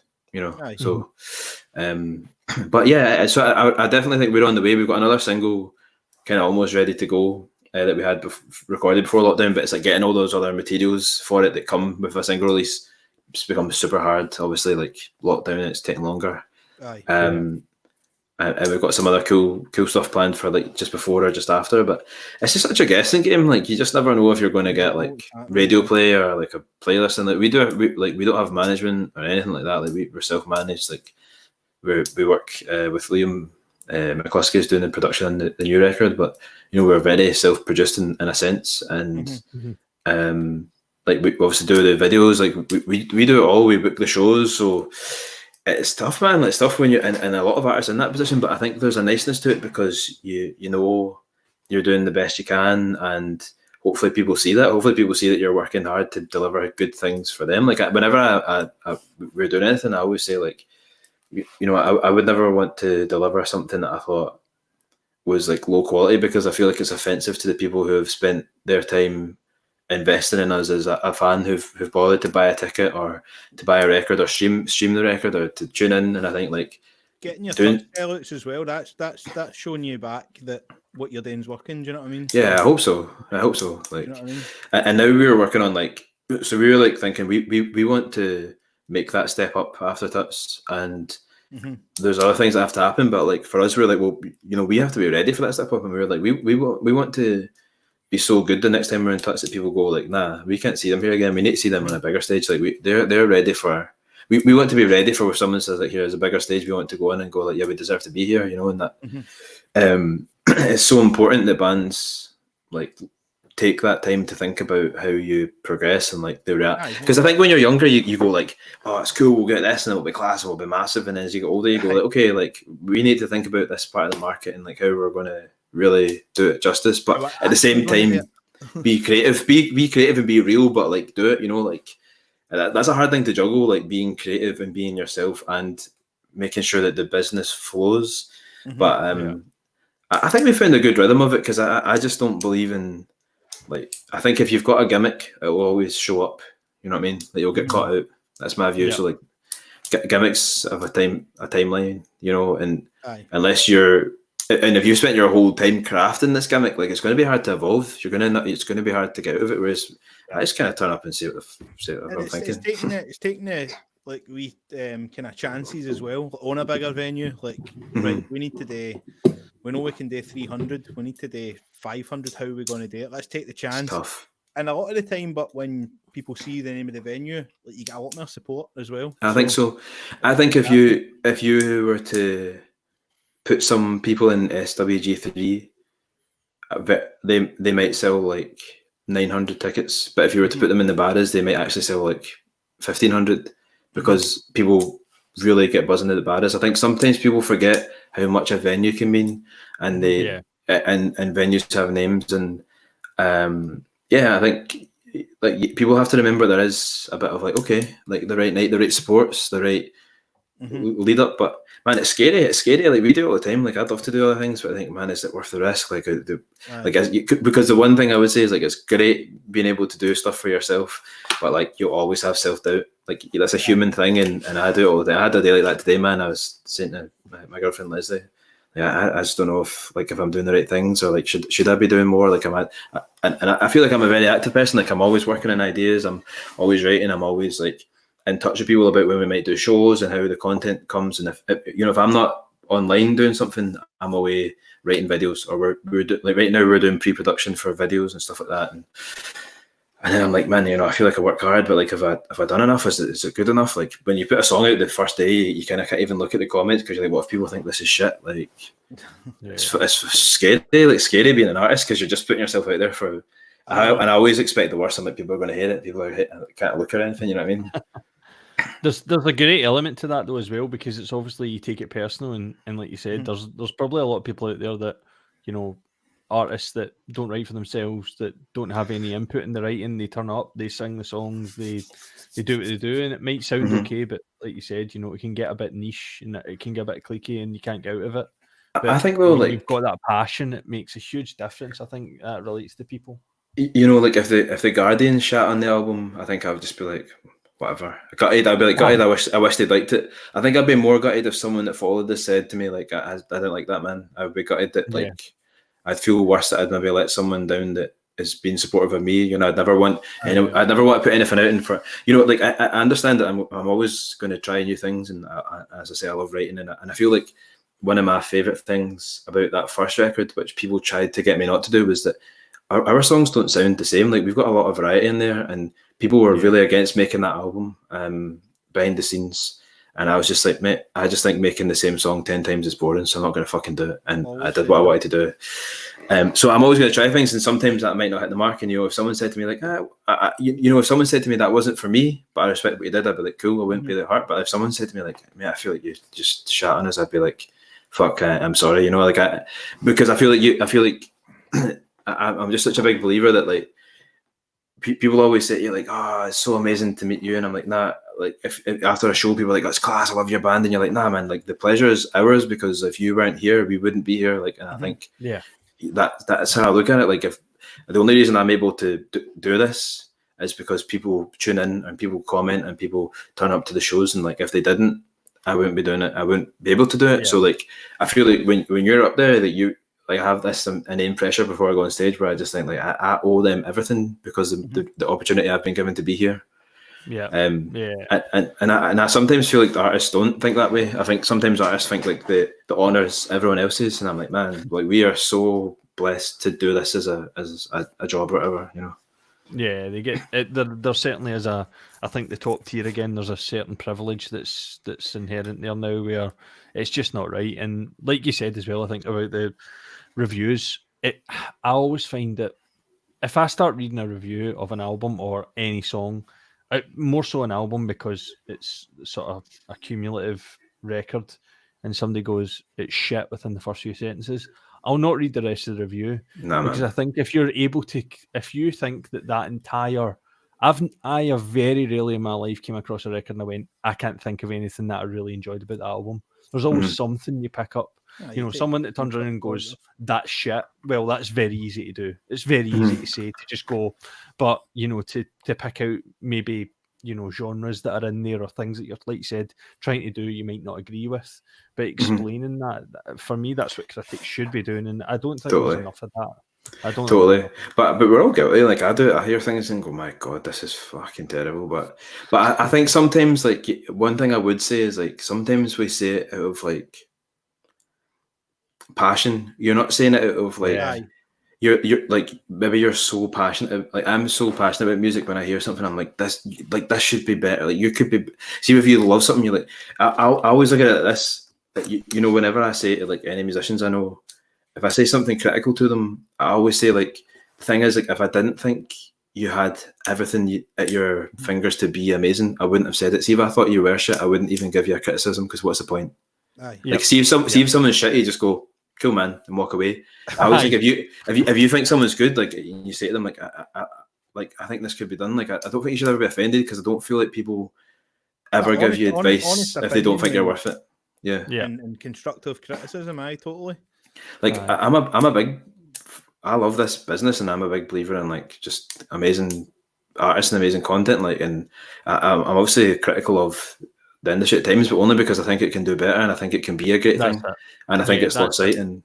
And you know, I think there's too many people who don't give a shit about music in the business, and same goes for bands. The amount of bands you meet, and they could tell you whatever fucking hipster band they're supposed to like, but they couldn't sit and chat shit to you about records. Like, I prefer to sit to people, talking to people after gigs, who say to me, like, "I can't play any instruments, but I love music," and I'm like, "Well, great, this is going to be good, because I know that you're so passionate about music and you've done it." So I would rather sit and talk to them than a musician, because they love music for the same reason I loved it, which is just, it's total escapism, and like putting on that tune. And it's like, musicians take themselves too seriously, man. They think they're fucking cool. And I'm like, mate, that's the other thing. It's happening with music. Like, you get all these musicians now who are like cool, and I'm like, I kind of got into music because I wasn't cool.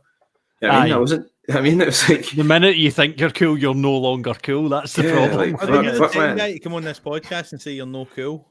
Definitely not, man. I think Ibrahim come on and said that he was uncool. You're like, mate, you played in the fucking Stone Roses. It's true though. Like, I just fucking, honestly, like, day to day, like, I've met so many bands over the years, and they act like they live like fucking poets in a fucking attic and all that. I'm like, mate, I get up out of my scratcher, have my breakfast, watch some TV, try and work, play a bit of FIFA, like, kind, like, just amazing.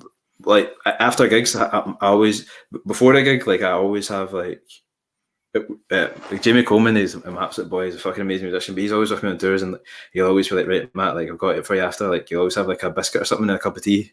Like, that's my thing after a gig. I like to have a wee cup of tea and a chocolate biscuit, a chocolate bar, and he's got a can of iron brew for me before it beside the stage for when I come off. He's like, just my do you know drink? Nah, don't drink at all. So 8 years haven't touched in. All right, nice one. Loving it, man. Feeling good. Gone veggie as well, so it's fucking living some amount of health. Like, it's hard work, but it was good. I think it's been worth it. Like, one of my mates has went vegan, and he's done well. I don't think I could do the vegan thing, man. But I'm taking it a step at a time. Like, I'm trying, because I do think it's like the cheese, man. It's a cheese. I can't do without it. It's terrible. Yeah, I just can't go without the cheese. That's my problem. But I'm not like pure hardcore. Like, man, don't eat meat. It's just like, I'm just trying to be conscientious, you know. Yeah. I know show them the portrait Jamie did for me. 2 seconds. I'll try and show this in the camera. Oh.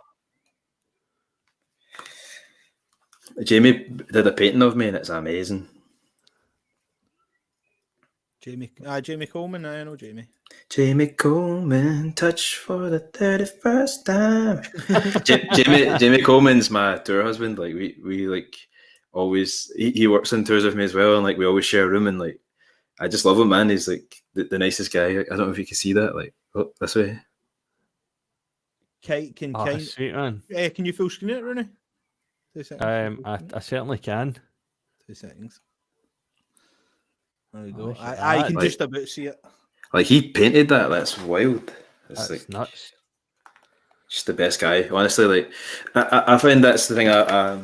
As I've gone on to music, like, I've just been so lucky to meet some really amazing people. Like I've heard some horror stories and I've met some horrible people and it gets you down. And then I just feel like as you get older, you start to surround yourself with people and like Jamie Coleman, John Condren, like Carly Connor, Billy Mitchell. Like they're just such good people. And we just like hanging about. Like it's not really about a music thing for us. Like we kind of like never really. We sometimes at the end talk to each other and go like, man, we should probably fucking do something music together. But we're just pals, and I think we have that shared like that shared like interest in You find like that, a positivity. You definitely find that. Like you'll meet other bands being in a band, and you'll meet 2 or 3 guys in that band, and there's like one guy, and then you meet that band, and there's that guy, and you just always seem to kind of. David Blair's one of those amazing people for that, isn't he? Like he just takes you and says, "No, this guy's sound," you know. Aye.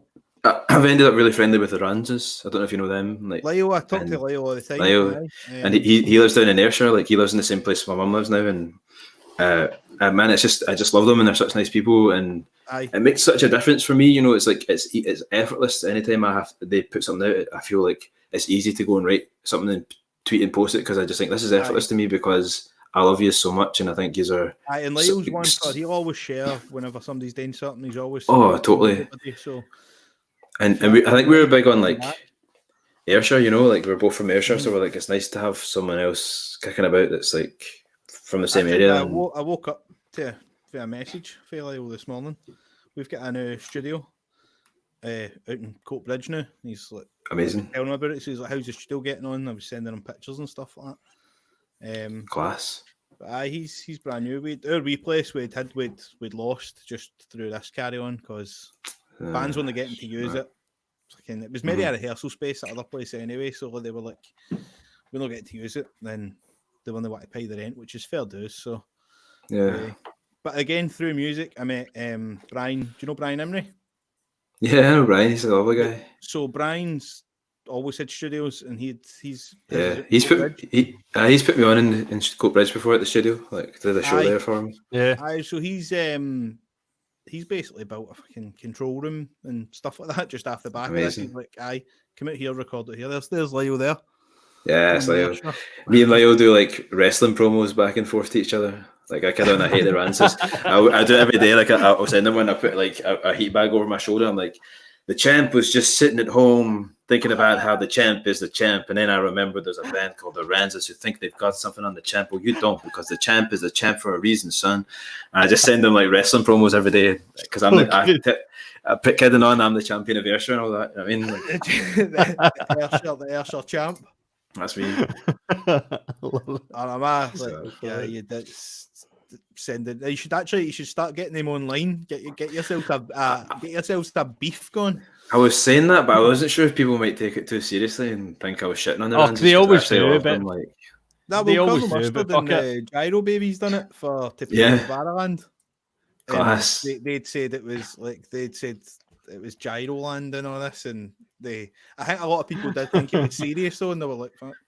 But, we were talking to folk about maybe trying to get a wrestling style video done, and I really want to. I'm a massive wrestling fan. I've been my whole life. I really want to make it happen. I was like, and I just love the thought of like carrying that into shows. You know, like someone jumping the barrier and fucking doing you on stage and like giving you doing like fuck this guy. People are like, is this real or not? Fuck. But I think like you know like I'm massive in wrestling, but I think I liked it when I was younger when it was fake. I loved it more when I found out it wasn't real. You know what I mean? And I love the art, and I think I've taken a lot of that into music when I think the way I think about things, and I think about like crowd psychology, and I think about like you know the thing about wrestling is that you are out there selling something utterly ludicrous, and they do it, man. They make you boo them, they make you cheer them, and I love most. The most amazing thing about wrestling to me is like if you're getting booed, that's just as good as getting cheered. Like that's a pure art. You know what I mean? Like they're doing that, and it's. Wrestling's simple. It's like there's a good guy and a bad guy, and the bad guy keeps cheating to win, and then the good guy wins, and you're happy. And that's as simple as life should be. You know what I mean, I went to see Mick Foley, Mankind. Remember Mankind? Yeah, man. He was doing stand up in the old fruit market, and he was actually saying that people were like, "Oh, do you not think it's weird how you can come up here and do stand up?" He's like, "I've been fucking acting my whole life. That's my whole life." Do you know what I mean? He's like, "Yeah, this is easy." That's what I mean about gimmicks. Like they have to go out and sell a gimmick, but Aye. if you have a really ridiculous one, you'll probably never shake that off. Aye. And I wish more musicians would just take a wee note of like not wrestling as the product, but like what wrestling does as a business, and go, you know, I know at the start your gimmick seems cool, but when you're trying to evolve, people won't take you seriously because they just remember you as a fucking gimmick. You know what I mean? Like, look at The Rock, man. The Rock is one of the highest paid movie stars on the planet at this point, and everyone still wants the people's eyebrow. In every movie that he does, there's always, and everyone still calls him The Rock. You remember that period where he tried to just get rid of it? But he had to totally evolve. Like he had to do a lot of bad films. You know what I mean? There was a big period. I don't know if you watch wrestling, but could you, like, if you do, like, see that Fandango guy, you could never imagine him as your fucking champion. Even like, it's amazing that Drew McIntyre is, but like, he could have never done it in his trajectory. He had to go away and like be reinvented as a real like wrestler again because he was in that 3-man band gimmick. That was fucking like what? And so, but anyway, we're going too much into wrestling. The point is like, because it's not for everyone, and I get that, but like, just try and understand it as a business. It's like you're basically selling personalities and selling something kind of wacky and out there, and man, like you need to remember, like, there has to be a realness to it, and people have to understand what you're selling to them, and you have to be able to back that up. But then remember, if you're like a totally ludicrous gimmick of an artist, you're giving yourself a shelf life already. Like, unless you either drop. How many bands do you know that have just fucking had to change their name and try and reinvent themselves as a completely different project, but it's the same people? You know what I mean? It's like, that shouldn't happen. Like, you should be able to evolve as an artist and evolve and evolve and evolve and evolve and evolve, and people go, okay, I get what you're doing. Not like, okay, it didn't work out, so I'm just going to become whatever is hot this week. I should go total like from like Damon Albarn with Gorillaz, something like that. Yeah, it's just a whole new project and fucking what? Totally bringing out brilliant stuff. I don't know if you've heard. But a lot of that as well. I mean, that goes back to what Matt was saying there. A lot of that required him to not be Damon Albarn anymore. The only way he was going to get around that change in genre was to just become a cartoon character. Genius, really. Animated. And it was amazing. It was absolutely amazing. But to have that, you know, I look at, I mean, it's probably not to the same extent, but obviously Sia's got an element of that because she was in a moderately successful band before to then get to a point where she didn't really get gimmicky with what she's done with covering her face and stuff, but she almost had to hide herself to kind of develop again as an artist. But it's... it just shows you what Bowie did was so unbelievable for so many decades, and that he was able to just reinvent and reinvent. And shows you the genius of him, really. Like, oh, it's unbelievable. Love wrestling, yes. I've been to a few SCW things. I don't know if it's a compliment, mate. Andy looks like a guy who goes to Discovery Wrestling. Do you, Andy? Do you go to Discovery Wrestling, mate? Is that I reinvent myself? You're growing Foley's beard for him, mate. That's the wrestling. No, my era with the wrestling was like DX and all that. Man. That was such a great time for the wrestling. Like, it was just tickets to go to Manchester, and I was pure buzzing, man. Old t-shirt on that. Oh, I loved it. Like, it's just, well, I don't know, man. I just was like fascinated by it, I guess, and I just thought it was Like, I went to see it actually not too long ago, but I hadn't been watching it on telly and stuff like that. But yeah, I'm a wee bit out of touch with it now. But and I was like, fuck it, I'm going to buy a ticket and go to that. And do you know what I loved, man? There was like guys in their 40s running down the aisle with signs, like shouting at grown men. I was like, this is brilliant, man. This is brilliant. Like, I love that when you go to gigs. And they're going, like, you suck. Totally. I love that. I love that even when you go to like gigs, like I remember going to see Iron Maiden, and it's just like all these old men in their leathers and they're like fucking pushing young boys around and that. But it's like they're also like reliving their youth, and like you can the next day they're going back into the office. Like, do you know? I remember rid of the makeup. I remember that exact same thing. I went and saw AC/DC at Hampden, and honestly, all I could think about, like, it was the exact same. Everyone in the leathers going absolutely mental. All I could think about was that Python sketch of like Hell's Grannies. Like, it was just, you just see them going outside and smashed up like phone boxes and that. Like, the walking sticks. It'd be brilliant. Watch the AC/DC gig in Argentina. That is the best crowd you'll ever see. Oh man, some of those things. Insane, man. They're I all just- just jumping. You're like, that's fucking place is going to collapse. That's it, man. Like, but that's the beauty of music, in it. It's like reliving that and that soundtrack for your life, and that just letting, like, that's what the thing is. It's amazing. It's like sitting there, and it's like it is a thing we enjoy together, and that's maybe why the live streams are cool. We've got these chats. It's cool, but like there's something about that fucking energy from the crowd and like people being buzzing to see you. And I'm a big believer as well. Like, fucking, I hate that social media is like.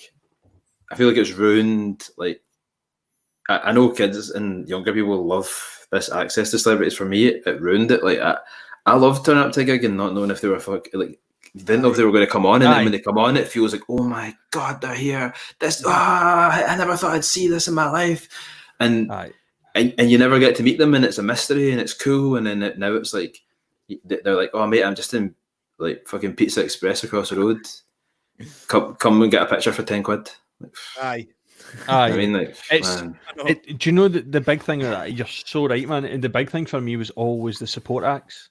See, going to gigs, like growing up and going, I have absolutely no clue who these people are, and just that, like, just that ability to go, oh, fucking, this is amazing. These tunes are amazing. I need to find a way to get in touch with these guys. How do I get the music? Like, it's whereas now, like, you know, it's all promotion, and that's fine. Like, you still promote the same way, but then everyone just fires on Spotify. They'll be like, oh, I'm not going to go to that. They're shit. They're not my type of music, and they just turn up for the main event. And you're just like, well, that kind of defeats the whole purpose. Like, it's a full night out. It's exactly. It's like, I know there's somebody in the crowd who know that, like, you'll be like, you're sitting in the pub and they'll be like, we'll head along. Like, oh, no, they're not to such and such time. I hate that. I know. I hate that. There's nothing worse than that. The other side to it is, like, obviously then the industry's really started to like struggle to pitch acts, so then you get a lot of supports that are like the same management or same label, and it doesn't work. But they're like, well, we need to try and get the content out there somehow, and then you just think, what? And then because bills aren't suited or cool or whatever, then you start to think, it starts to put in your head like, fuck it, supports are shit. Yeah, you know. But to be fair, the people who would go to early to see a support are usually like the real music fans, and they're the people you want to play to. They're worth more, you know. Like they'll give you the time of day. 10 of them than 50 people that just don't care. Absolutely. Yeah, it's just I don't miss it because I still do it. If I go to gigs, I try and see everybody that's playing, but it's that way. It's like there's such a good feeling inside, and you just go and, like, I remember going to see Ben Howard like years ago and Sam Fender supporting him, and you're like, this kid's fucking nuts. This boy and he sounded so different. He had such a sort of raspy blues feel, which I'm sure we're going to get on one of his later albums. But and Billy's right. I mean, Billy's just posted there's a hunger there as well. You definitely see it in these bands. They're there. I've been there. I've been in bands where you're going down to Manchester and you're like first band on, and there's 15 people, but you're like, we're going to play the shit out of this gig. We're going to really go for this. And I'm sure I heard you, Matthew, talk about Sam Fender. Yeah, I met well, the first time I saw Sam was supporting Michael Cassidy at King Tut's. Like, fucking wild as that. Wow. And we got chatting after the show, and I was just like, man, I loved your stuff. Like, and he was cool. Like, and I never really thought much of it. I heard from him from time to time, you know, would pop him a message, and I'd see him doing stuff, and I saw him doing more and more. And I was like, class, I see Sam doing more. And then next thing, poof, he's everywhere. And we played a show in Surf Cafe in Tynemouth, just outside Newcastle. And fucking finished the show, and then this guy walks up and says, amazing set, man, get to see you. Fucking Sam Fender. And I mean, this is like, he's done the Brit Awards this time, and he still remembered that, and he was like, oh, I remember you came up supposed to be, and like, fucking, I saw you were playing down here, I jumped in. Like, just unbelievably nice guy, and amazing. He liked it, didn't he? Yeah, he really is as well, man. Tynemouth's great. He does a because I got one of my best mates. He lives in Whitley Bay, and but Sam used to, I don't know if they switched the festival, but he used to do, it was like a Tynemouth like town festival. And even up until last year, like with everything with the Brit Awards, he was still headlining. He's like, yeah, no worries, I'll make sure I'm there. I mean, it's just like, but he is a real guy who's been grafting for years to get to where he is, and fucking deserves every minute of it. You know what I mean? Like he genuinely like has worked so hard, and it's not some bullshit, you know. It's not some like No. overnight thing, or they've put him where he is. He's genuinely burst his fucking balls to be there. The album was fucking outstanding as well, man. Mm-hmm. Seriously outstanding production, everything, songwriting. There's like nothing Totally. on it. Blows my mind. I listened to it to death, man, and I very rarely do that. Like, do you know what I mean? Like, you'll how that's a weird thing as well. Like, we've been talking about that. How often do you look forward to an album these days? Do you know what I mean? Like, there's Not often, is it? do you know what I mean? It's no. Nah, like, it's I think first album was you, one, I was like, I want to hear what he's going to come out with. Do you know what I mean? Yeah. Like, but do you know what as well? We spoke about that, Andy. I think there's an element of it where it's totally desensitized because now you get so many of the bigger acts that are firing out 5 and 6, singles. You're basically getting half the album before the album's released, and you're kind of going, there's not moving so fast that they've got to keep their name. You've got to keep their name out there now, haven't you? So like, if you're not bringing it, if you've got an album coming up and you're not bringing it a single, maybe. Used to be what was your average with two singles, then your album. Now it's like 4. I know. Lyle saying, did Sam know used to be a cook in there? Not sure. It might have been, man. Might have. Probably. He's saying North Shields, isn't he? He's from North Shields. Did you see that video with Sam Fender when Alan Shearer got Alan Shearer to sign his guitar? No. Pure buzzing when he met Alan Shearer.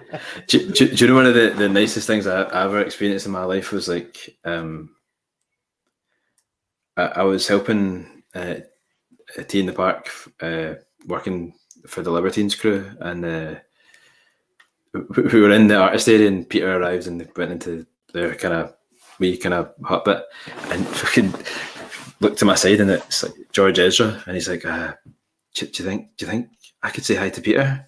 And I was like, mate, like, you're George Ezra, I'm sure you could fucking do it. Like, and then he got like, someone said to him, of course, mate, just like Peter, this is George. And he was standing there just in awe, and he was just like, I was just so grateful. And I was like, that's amazing to see someone like, we all think of George Ezra as like, in the charts night, he was just standing there pure in awe of Peter Doherty, like, just, wow, like, couldn't believe he'd met him and all that, like, that's like a kid, like, unbelievable. It's good to hear that. Aziz told us that when he was at the Reading Festival, Rooney. Aye. He's like, fucking Coldplay were there, and they were like, he says just everyone went quiet when we walked by. He's like, I don't know what the fuck was going on. You get that though, like, and I guess I hear it a lot. Like, I've had a lot of like bigger acts or bigger musicians meet me and like either know that we've supported or I've worked on the tours with the Libertines, and like, and these people are like artists that I'm sitting there like, I can't believe you're speaking to me, and all they're saying to me is like, what's Pete Doherty like? Like, he seems to just be this enigma for folk. Like, people are just absolutely fascinated by the guy. Like, wow. And it's fucking mad. Like, but that's the amazing thing about music. Like, because it's such a nice thing to see, because you sometimes put people on such pedestals, you forget like that's just people and peers, and like, and they're kind of doing their job, and I think that's what's amazing. Like, as I say with Sam Fender, like he's worked so hard, and it's not like he's not like he got some lucky thing. He just kept grafting, and eventually people took the recognition that they should have, because he's amazing. Oh, yeah, top notch, man. I say that album. I think that's Kerr McCluskey saying he was. Sam Fender. Kerr is an absolute exceptional talent. Class in the O2. Oh, I'm sorry, I'm reading the wrong comments here. That's my bad. Kerr's last there. There we go, Kerr. How you doing? Yeah, he was. He's just. He blew me away, and I'm a huge Ben Howard fan, and I was blown away before he even came on stage. I was like, that guy's going to just... It was just the fact as well that it excites me, because after hearing what his album is like, the vocal that he was, doing years ago was so different to what that album has become. So I'm sitting there going, well, what's he going to write next? What's going to come up that's, and it's exciting. Oh, Billy, cheers, Billy. Good man. Good man. Billy, thanks very much. Billy's been a constant contributor to those Soundpod podcasts. Thank you for your dedication, mate, to us talking shite. That's when we eventually get some merch. Absolutely. I need to get cups and all that, and just... That's so funny as well, because like obviously I tour manage Kyle, and he's the opposite end of the spectrum. Like, people just seem to think he's going to be... People just think of him as like like he's going to be an arsehole or something. And it's I feel bad for him. Like he gets it a lot. Like a lot of people will come up and like, honestly, they're not even giving him the chance to see if he is. They just come up and like straight away like hostile. Even when they're saying hi to him, they're like, right, mate, right, yeah, you think you're fucking cool, Fulton, and that. And it's like he's standing there like Jesus, like he's like a person like anyone else, a family, and like he's actually like a really lovely guy as well. And he like me and him got on. Like I wouldn't have worked the tours as long as I did if he was an arsehole, you know what I mean? And but people have this perception of the View and their behaviour, and they've just stuck with it. And they're like, well, he must be a fucking wee dick. And it's like, well, you know what? Like people make mistakes, and people are young, and people grow up. Like everyone deserves a chance to fucking. And see on top of that, man, like the bad news always lasts. Like everyone talks about the one guy that never got the autograph, or like somebody like.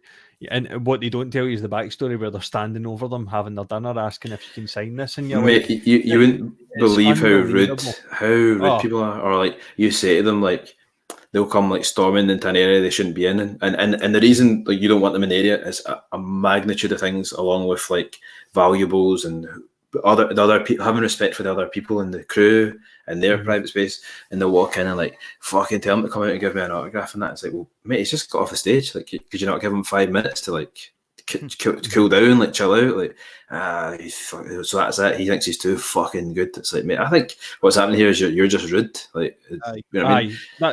That's it. But that's the story that goes round, and no one ever, and that's all the perception that's ever created. Absolutely, mate. It's the stories I hear. I'm just like, that is not what happened. Like, and I'll tell you, I was there, and I know I've said it so many times as well. People that come in, like, they just walk into the backstage and help themselves, and then they act like, like you telling them to leave, like you're an arsehole. It's like, mate, just have some respect for like people's private space. Like this is the area where we're all supposed to be. And like the thing about like dressing rooms as well, like that's quite often the only place the crew has to sit and have 5-10 minutes to themselves.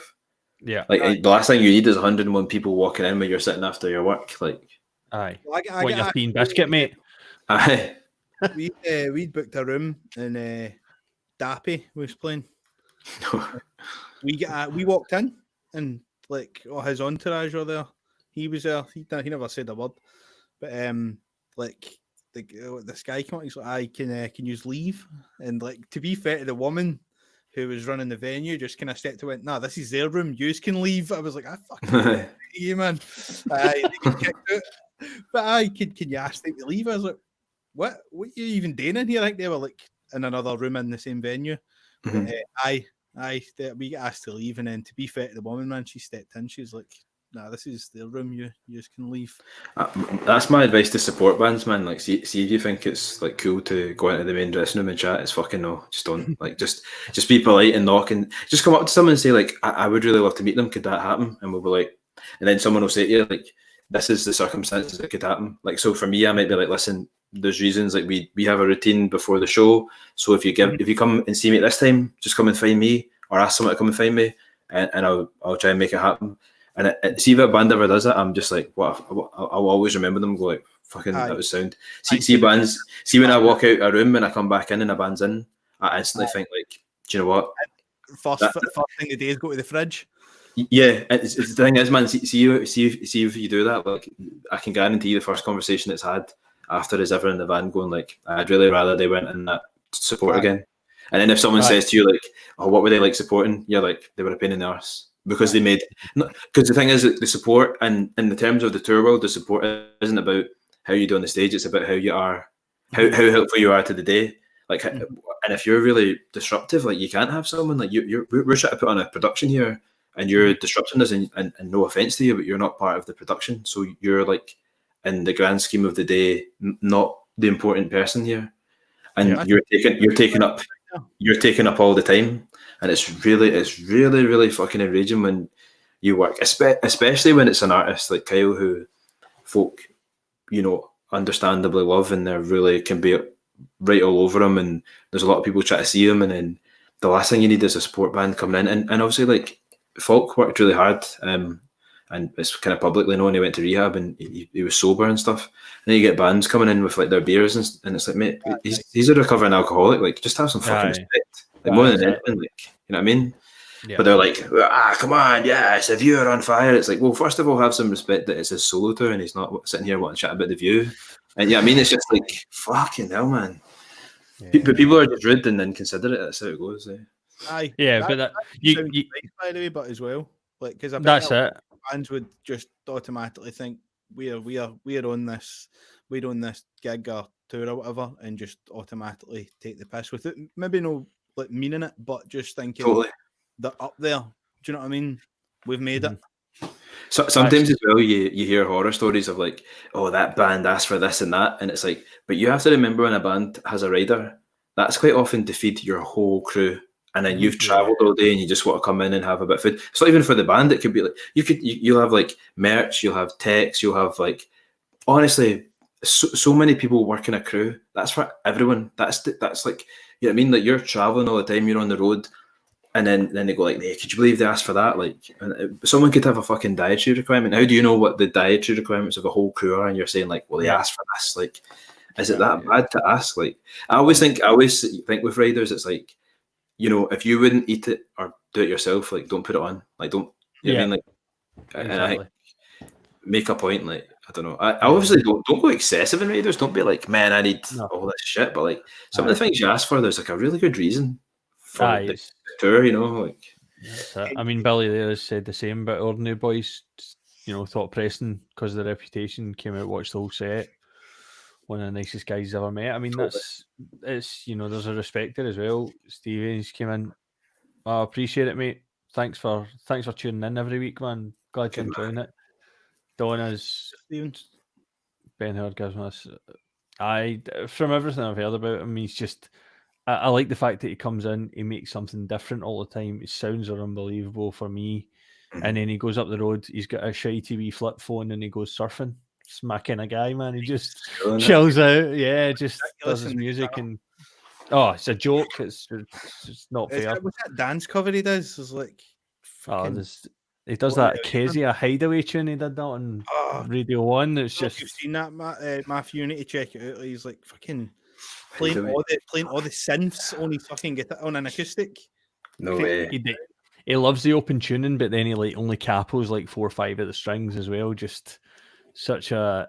I didn't appreciate him as much until Rooney kind of pushed him on. He's like, nah, watch this. And I was like, fucking, you're right, man. Totally right.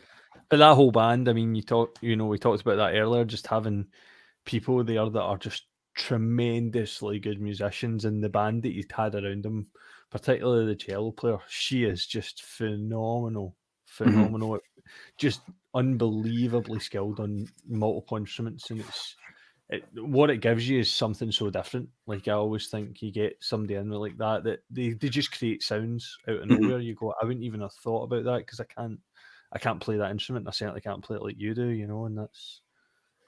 But is Billy still there? What was the venue in Kirkcaldy? Let's see if he knows. What would that be? Billy, what was the venue in Kirkcaldy? What was that show? Where did you see me? This is good.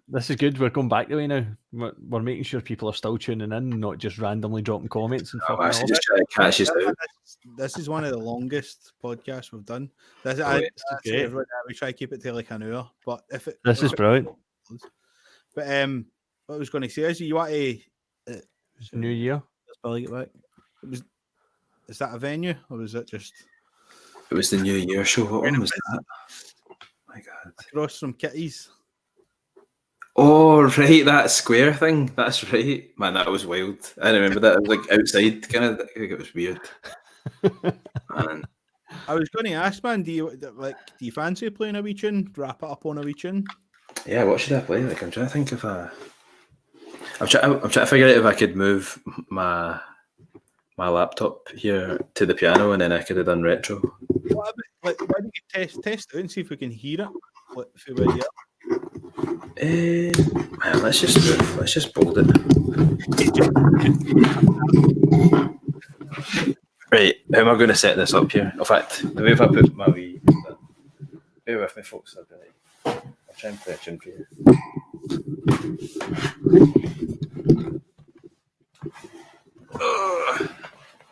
Like you won't be able to see the piano, maybe, but you might be able to see. I can hear you. That's all right, mate. Aye. I've got all sorts of disasters. Nothing compares to you. That doesn't sound like retro. That's... Can you hear that? Aye.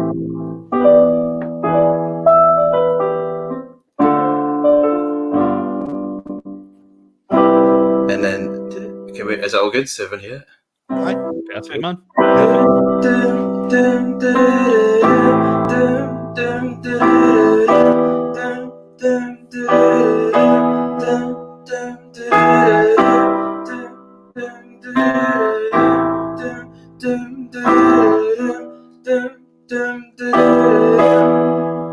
I've been thinking about the old days. Remember the dial-up tone, chat to some old flames. A mama waiting by the phone, and now I'm reminiscing split screen. We were playing on a 64, then we head to the arcade. We're trying to beat the highest score, and I've been praying for something special. I'll keep waiting for something retro. And now I'm thinking about the next day. Can I even feed myself? I've been praying for the big pay, so I can taste somewhere. Cause all this living hungry, yeah, especially with my mental health. How can you say you love me when you taught me to hate myself? And I've been praying for something special. I'll keep waiting for someone retro, just like you.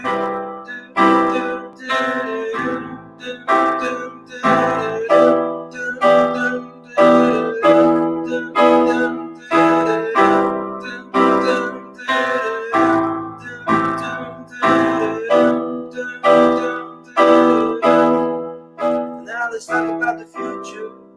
Let's talk about what happens next. I'm so scared I'm gonna lose you. Is there even time to fix this mess? Cause I can feel it slipping backward, back to the way that it used to be. Trapped by nostalgia, only you can set you free. And I've been praying for something special. I'll keep waiting for something retro. I've been praying for something special. I'll keep waiting for someone retro, just like you.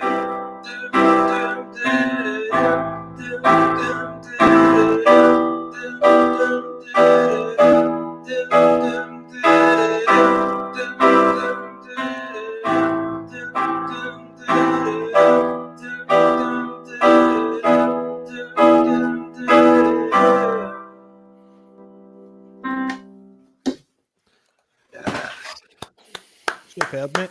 Fantastic, mate. Absolutely fantastic. I do love that tune, man. Aye. It's a bop. It's, It was great. I tell you what, see for not pre-preparing, there was great levels on there as well. Yeah. It's a good balance, man. Vocal and fucking- keys. That's my superhero ability. Is like just getting the right volume out of life. like,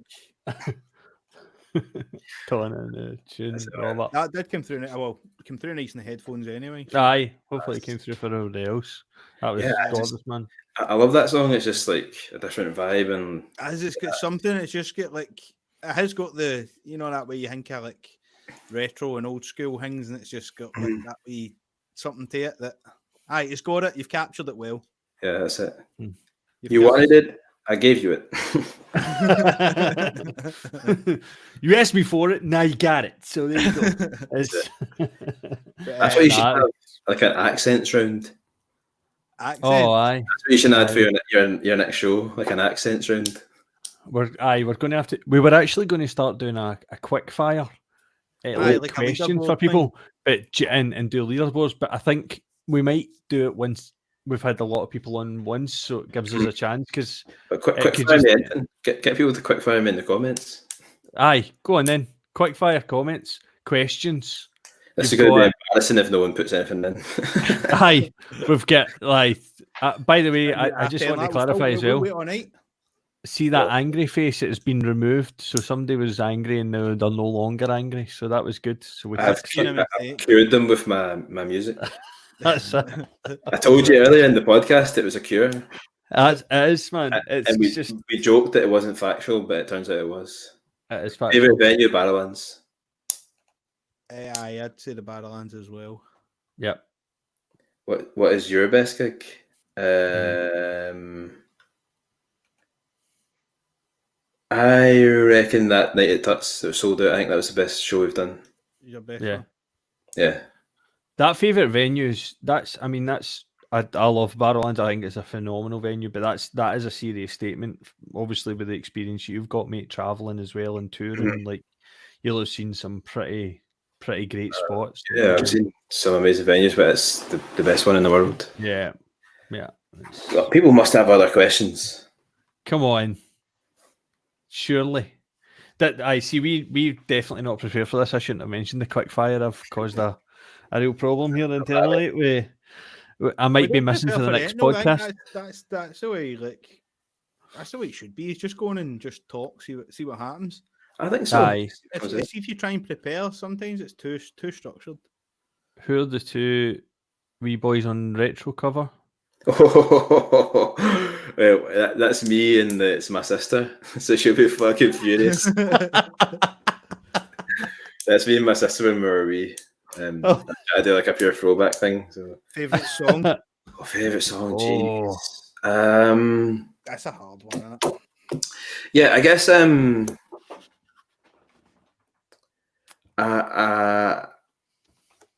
So I love What's Love Got to Do with It? Because I think it's one of the best pop songs I've ever written, and I'm so proud that it was something that's come from Scotland and stuff. Yeah. I think Can't Take My Eyes Off You is one of the greatest songs I've ever written, especially if you ever sit down and try and play it, you realise just how fucking intricate the song is. Man, that's so hard. Like, I like. There's so many songs I love for so many different reasons. Yeah, I don't know. That's hard. It can change daily. That can it? Exactly. It changes for every situation. And when's your next gig? It's the 2nd of October. All being well. Hold on, I'll be able to do a wee. There we go, Stevie. Boom, boom. I'm getting good at this. Billy, get it down with 4 people, past or present. Oh, I'd love to. Gosh, you got to think. I'd like to sit down with Quincy Jones and pick his brain. I'd like to sit down with Malcolm X. Fuck man, like I'd like to sit down with Michael Jackson and see what the fuck what he's about, really, you know? Like, man, what's going down here? And Martin Luther King, I guess they're like 4 people. I just like, I think for different reasons, you know, like. But I think it's funny because, like, yeah, I don't know, that's a hard one, but probably a mix of music and a mix of like social and that. Yeah. The Quincy Jones one, I know we spoke about it really briefly before, like we came on air and stuff. But what do you make of that? Because obviously there was a bit of controversy with Quincy on the back of, you know, I think it was. I don't know if, again, this is where the social media world takes its own place. When he was talking about the Beatles and saying that they weren't very good musicians in some aspect, and I you know, I think people's instant reaction is like, well, that's just nonsense. But I think for me, taking a step back, a lot of people forget that the Beatles weren't very good at the beginning. Like they went to Germany and they worked so hard to get better, and better, and like when you think about the Clash as well, like they weren't really good musicians, and then they came into it, and the same goes. The Beatles became exceptional, but in the grand schemes of musicians, were they the fucking technically the best? Probably not, but like they were so unique. But I think what you have to remember for like all the people talk about the Beatles and music in terms of they think they should just say it, is like someone like Quincy Jones has thought about it, and I don't think anyone in the Beatles would have ever said to you that they didn't respect Quincy Jones's opinion. He is one of the absolute greats of this business. He's been behind the greatest record ever made, which was Thriller. Nothing's ever outsold that, and he's been behind some of the greatest artists. and he has such a respect of like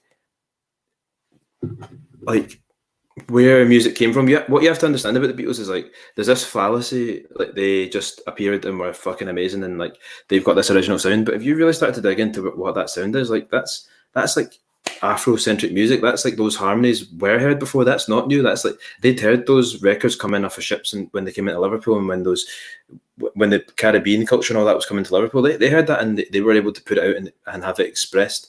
They started as like a skiffle band. They started playing black music. They tried to recreate black music, but like you have to understand that like they had the privilege to be able to put that music to a platform where they could be accepted. If the world had been equal, how do you know that someone like Quincy Jones wouldn't have been seen as the Beatles, seen in that same regard? Like you can't like they same with Elvis. They took that music and they put their stamp on it, but they had the ability and the privilege to be able to do that. So like, how can you say that like that isn't a factor, especially in the time that they existed? Like you know what I mean? And it's an often untalked about thing with that music.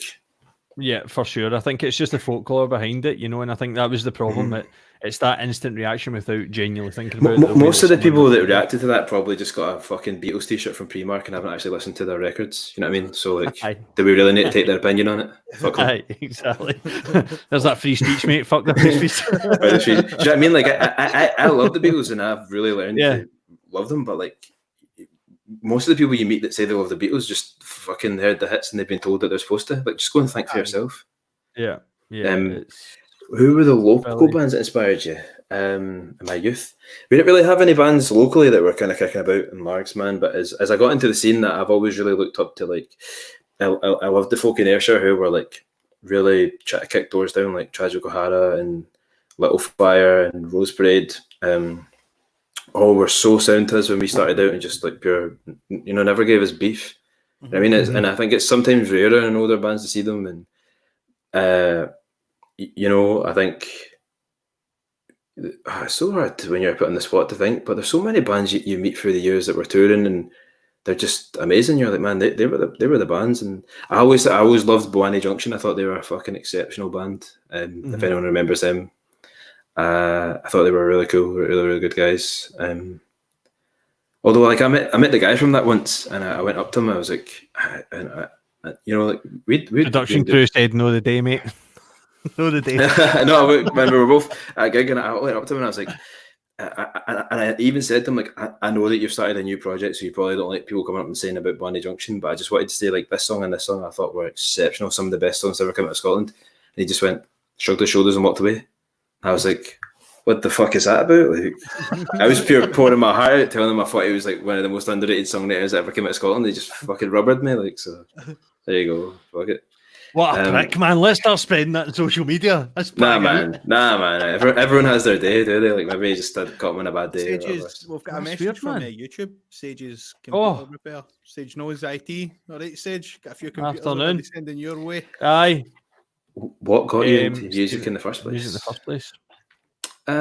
Probably like I grew up, like, my dad was music daft. He was always listening to records, and Queen was his big thing, and he was always like, Queen live at Wembley was amazing, and he played a bit of guitar, and I think I just, because it was always around and I was always hearing it, I just wanted to be doing it. And as I say, like, music was the soundtrack to my life, and Michael Jackson as well. And obviously, like, later on, that's how I got into Quincy Jones, because I was reading through the sleeve and I'm like, who's Quincy Jones? He produced it when I wanted to know more.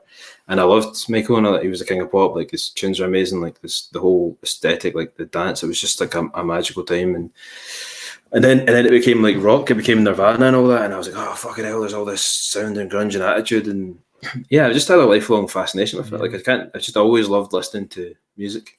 See, going back to Quincy Jones producing Michael Jackson, there's like something they were talking about the snare sound.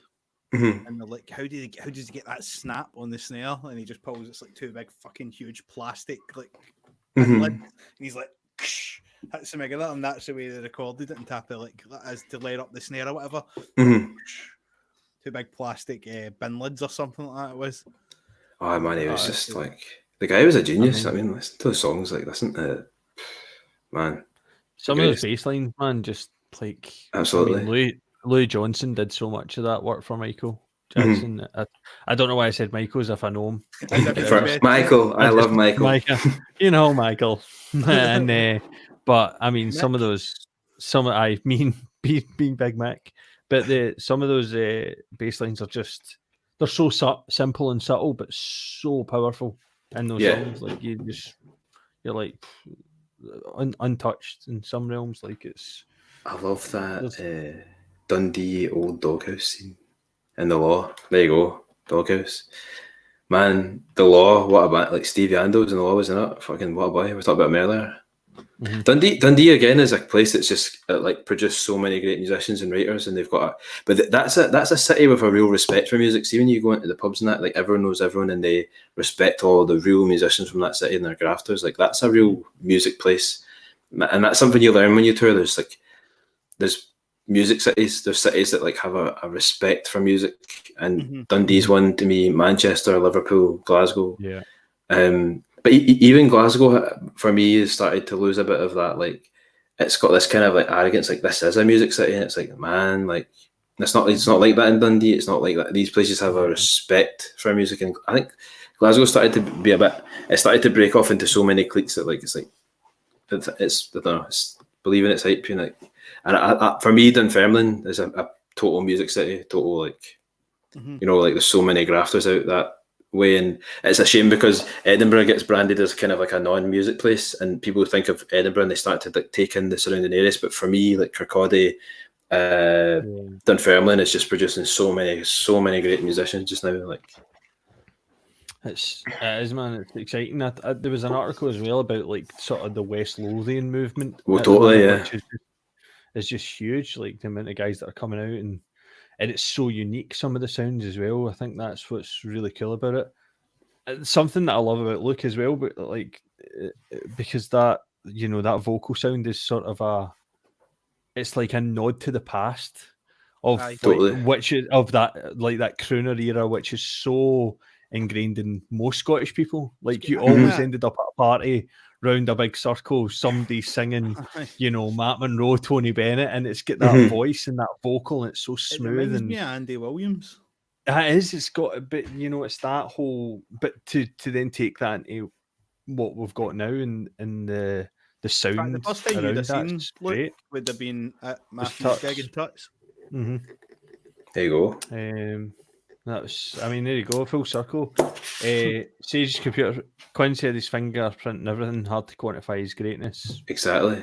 That's what I think, man. Like he is behind so much. Like, man, Quincy Jones is like, I don't know if many people know this, is the reason that like Fresh Prince of Bel-Air happened to Will Smith and that. Like, he made that happen. Like, he was like, again, like there's cultural things. It's where it becomes important, I guess. Like, you know, he was behind The Colour Purple. He was behind like The Wiz. He had so much influence in bringing like content to African American and Black community and making those voices heard. Like his contribution to music is like unrivaled, really. I think I don't, and I think he's one of those people like behind the scenes. I reckon, like, you know what I mean, we're talking about wrestling earlier. I'm sure there'll be people behind the scenes if you ask wrestlers, like they're the wrestler that paved the way. We wouldn't know them, and I think Quincy Jones, in some respects, is like in the industry probably I think widely regarded as the guy. You know, like the peak, and everyone else is just kind of working backwards. Yeah, it's I wouldn't disagree with it. There's great bands. I mean, local radio is so. Do you know what? There's a wee idea's popped in my head. Donna, thank you for that. What we'll do then, as a podcast, is we will put up that we're going to do an episode that is just going to be about new bands. And if you want to email or messages in privately who you think should be on it, and we'll do a full show where we're going to just play artists. We'll try and support them, try and promote them however we can. Because I totally agree there. I think it's the hardest thing on the planet to get onto local radio now. And it's, you look at the tiers that you have to be in now, you know, otherwise you've got no chance. Man, see in Ayrshire and Glasgow, like we've got West FM and Clyde. And like they barely play Scottish acts. That's a fucking travesty. That's a joke. They should be ashamed. They should be ashamed. I know. I totally I'll really give a fuck if they never play me for saying it. But like they should. they should be absolutely ashamed of themselves because it's a joke, right? And Aye. they could do so much for these artists in this country. I'm not saying play me, fuck me, but there's people there that deserve to be played. Do you know what I mean? And it's like it's a joke that they're not. And the same goes for like Spotify and streaming. Like, man, I've had this conversation a lot lately. It's like, why do you see the numbers? Like, why see YouTube, Spotify? Why do you see the numbers? Like, it's so ridiculous. Like, because you have no idea how many people have watched something on Netflix, right? Not on the surface. So you take the content as you receive it, not as you perceive it. So you receive it and you take it and you make your opinion. Obviously, you have influences of like people online and la la la, but it's a social influence. Whereas Spotify is like telling you, this is how you should perceive it. We've made sure it had 1 million plays, and it's almost like, well, if it's got 1 million plays, it's a good song. Aye.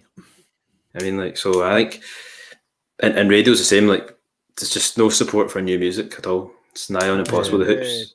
The Joe Rogan Spotify deal. Oh, 100 million? more than 100 million. Mate, it just shows you how little they value the music that made their platform. Exactly. That we talked about that a podcast is going to get the highest paid artist on Spotify. His deal equates to 26 billion streams of any artist. That's what you would need to have. 26 billion. How do you win?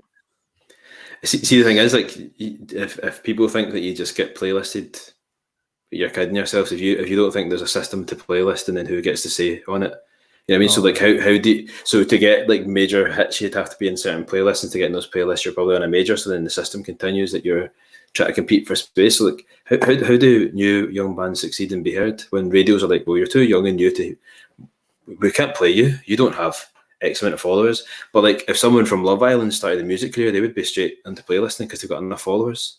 I mean, it's like the system is broken. It's the dopamine hit, isn't it? Where you go, I mean, it's a self-fulfilling prophecy because you turn around and go, well, that's got 1 million views, so I'm going to watch it, and then everyone does that, and suddenly it's got 15 million views. Well, you're only doing that because you've seen the numbers and what it tells you, you know. And there's like, you can ride the wave for a while with things, or you can get lucky. Like, I get lucky with that 8D stuff. Like, I went up to, but that's great as well, though, man. That's 45,000 monthly listeners.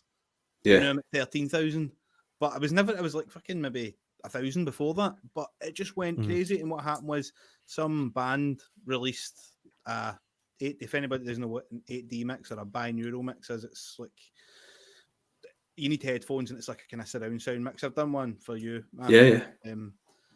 And some band released one and promoted it on Twitter, and it must have went crazy. Everybody's searching it, and my name on Spotify was 8D Music, so I was getting the traffic coming through, and it was just going up, and I was sending Rooney. I was like, this is crazy. I was like, that's going up fucking, and it peaked at 45,000, and then it just started going back the way, and that's it, just gradually going down. So it's just, you can get lucky, do you know what I mean? So I might have made myself about £100 after that. It's shocking, really. Do you know what I mean? It's shocking, really. It's shocking, like how you make money in music now. Aye, no one knows, you know. I know. No, there's an element of it where you almost think it would be go back to the purest form. You know, I got excited about that a few years ago, where I thought, well, bands are going to just have to tour, artists are going to have to tour, they're going to have to go and see people. That's the obvious one, isn't it? But as you say, now that isn't even sacred anymore, because if you're not on a label, if you don't fit in with their agenda, you're not going to get that support slot. Because there's only one band that can headline, you know. But see, the thing as well with the Joe Rogan, it's like, imagine, like, you know, he's Spotify saying like, oh, it's so hard for artists and COVID and all that, and we should maybe try and pay a bit more, and they're still not really paying anything out, but then they're acting like it's part of the business model, but then they give him that. It's like, what every artist should have done is went, we're asking.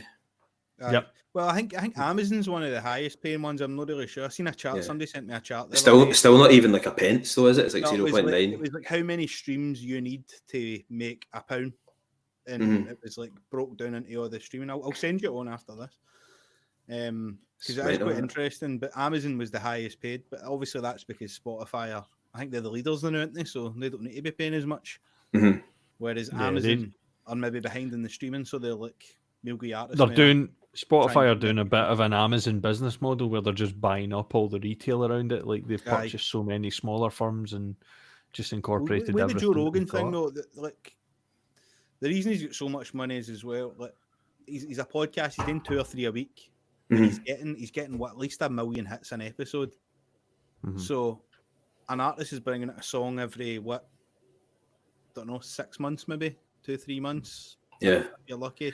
So this guy, the way they're seeing it is this guy's providing content fucking constantly. But like Joe Rogan's a wealthy man, and he's had a career before, and he can afford to do that and afford to get those guests on. Like if a band had funding or was getting paid fairly, maybe they could bring out more content than one single every 6 months to give to Spotify. Aye, true. So like it's like, you know what I mean? It's like they're robbed of having money or any sort of career or any finance to make their career happen, and all that money's going to someone who doesn't really need that. Does he need that money? I mean, he's made a pretty good living. He's already earning. He's coining it in with that podcast already, isn't he? Like it's $200 an episode on advertisements, like TV networks that have came in trying to, and he's like, nah, why would it? He's actually turned around and said, I'm getting fucking a better audience than half of the American TV networks. You know what I mean? He's getting better viewing figures. So. But it's you know, the equivalent. I mean, he's had guys like Elon Musk on, Sanders on. The equivalent in a musical sense would literally be getting an unsigned band to get Quincy Jones to produce your album, which isn't going to happen. Totally. But then it comes to like people like Joe Rogan, where it's like someone like him is earning so much money and it's such a good platform. He could take a chance on someone lesser to give them a good audience, but he's putting his stock into getting big people to keep himself big, and it's like that same old industry goes round where it's like when people, it's like, I've got my place, I've got to keep it, and yeah, like none of you are going to eat the table. This is I'm at the top table now, and you sit down there, and it's like there's enough to go around for everyone to have a place. Yeah, there's no need for some of these artists and their re-signing deals. They've got enough money to self-exist. To not really cost labels anything. That money could be reinvested into grassroots, and instead they're paying lucrative deals to people like Adele who don't need that sort of payment. Aye, that's the interesting part. I mean, I've watched and listened to Rogan for years, and I've only ever he's only ever in the ones that I've listened to had 2 musical guests on, and only one of them actually performed a song. And that was the girl Susan Santo from a country band called Honey Honey. And she's kind of started doing her own stuff. So she actually was the backing singer for Hosier on his last tour. Wow. And she's great, phenomenal musician. Good. She was his lead guitarist as well. But the other artist they had on was the Black Keys. And they never performed. And it was ironic in a way because they spoke so much about the issues with the industry and how they ended up effectively doing what the Phonics did and created their own label, and that was what they wanted to work with, just for that artistic expression. And with that sort of platform, I think personally, I think it's goes back to what we talked about earlier, where is there much malice in it? I don't think there's as much malice from Joe Rogan with it, but I think what it comes from is his lack of education or even a desire for music. It's certainly not something that he focuses on. He goes health, fitness, MMA. That's it. He's done a little bit of the politics. He gets a lot of the physicists. He gets DeGrasse Tyson and all these types of guys on. And I think he felt when I watched the Black Keys one, he just looked so out of his comfort zone. It was unbelievable. Totally. Which I thought personally, that made a better podcast. Because he asked questions that would, the whole point of this is for us to chat and ask questions of each other and ask questions that a lot of people wouldn't know the answer to and get a deeper understanding. But that platform is there. And honestly, they're 2 of the best podcasts I've listened to of his. Yeah, I agree. Like, I'm not saying it's like malice in it, but I guess I always come back to like, I mean, if you're offered it, you're going to take it. And I start to worry about like how much, again, it's been taken out of the top that could have been going in at the bottom. And I understand that Joe Rogan isn't a music guy, but ultimately he's now taking a lot of funding out of the music platform. Yeah. And it's like, well, then you're going to have to think about giving back. It'll be interesting now. That'll be my point on it would be like, well, I feel like then maybe you should be good. And I don't mean giving back by interviewing fucking Taylor Swift, who doesn't need it. Nice. You know what I mean? What's the point? Because she's only going to come and pitch to you some bullshit project that's already been getting more funding than any band that's working hard will ever get. You know, give if you're going to take something out, give something back in. That's how we got to start living. Exactly, Laura, absolutely. Laura's, do a big feature and still feature on the acts. Absolutely. I would suggest to anyone to go on and check out either the Black Keys episode or it was Susan Santo and Gary Clark Jr. that he had on. He's class. He's brilliant. And they played a tune. They played one of her songs called Bad Beast. And Susan Santo has probably got 19,000 followers or something like that. Like, she's very, very low key, but it would be interesting to see him or someone of Rogan's platform size to start producing that or promoting these acts, because it's vital. It's the only way we're going to get it out now. It's kind of, we've opened Pandora's box. It's interesting how they're building a video platform just for him. I know. That's frightening. You know what I mean? Because that was my first question when I seen he put the video up. It was like, I'm going to be exclusive to Spotify after, is it the end of this year? Exclusive, September he'll be on Spotify and all the video will be on. I like to watch it, so I was like, right, okay. And he's like, don't worry, everything's going to be the same studio, same setup. There's going to be video supported. And I was like, fucking hell, man, they're through all this money and they're like now changing the platform. And they could have probably had music videos on. I know they do that thing now where like you can kind of swipe and there's like a loop clip. But again, with that, you need to email them and ask them. They only allowed that for a certain like handful of artists to start with. That kind of loop clip, you see. And there's like a website. I've signed up for it to try and do it. Not heard anything back. Know that I'll get it. Do you know what I mean? But it is. I would truly. The best thing for me, I would love to see a pro. And I'm sure there are some, and I apologise if anybody knows a label out there that I'm unaware of, but a proper independent Scottish label with the amount of music that's around, like someone that's going to go out there and just really, really pick up, like. It goes back to that grassroots thing that you're talking about, you know, where we kind of get into. I think there's a lot of independent labels here, you know, doing great things, but I guess it's like we have to make that decision. Is like, do we continue to be a UK industry where we're kind of like at the mercy of the majors there, or do we start thinking about how maybe through the government and that, and especially for it, I don't know what's going to happen. I'm not saying it's what will happen, but if Scotland started to feel like it was heading towards independence to them, do we then set up a major system here, and do we have like a fairer major system and have like a music label run in Scotland at a bigger level, and as well as our independents who really bring all the money back here and keep the talent here instead of them going abroad? So like, I think these are discussions that need to start being had, and I think there could be more done at a fucking government level, or, you know what I mean, legislation where they're saying like radios have to play a certain amount of Scottish or homegrown talent. Things like that are we need to start like saying like we want more and we want better, and we need to put pressure on people, and that, and I will say, like, I feel sad that we sometimes have to sit here and have these conversations because it takes away from the amazing people like you know what I mean, like Radio Scotland for the BBC and BBC Alpha and all of their defence, like RuPaul and Roddy Hart's show, Jim Gettley at Amazing Radio, all these people, like, and I'm not naming everyone, and I'm not trying to exclude people. Amazing Radio as well, like, they're really great. Even that's down south as well. There's so many people out there who are champions who always fight to hear things, and I know some bands will say, "Oh, they never played me," but remember, these people listen to a lot of music and they have to get through it all. But I feel like they always try and take their time to get back to you, and they are. Jim Gelty's been doing it for as long as I can remember. Just such a good guy. And he was XFM, wasn't he? And here's one thing I would say is, like, you know, Jim has been everywhere, and he's maybe not at the biggest platform he was before, but he's still doing it. And to me, that says, well, that's someone who don't ever say anything other than he cares about music because he's still doing it. There's a lot of radio guys, you take away their show they're on right now, they'll give two shits about music.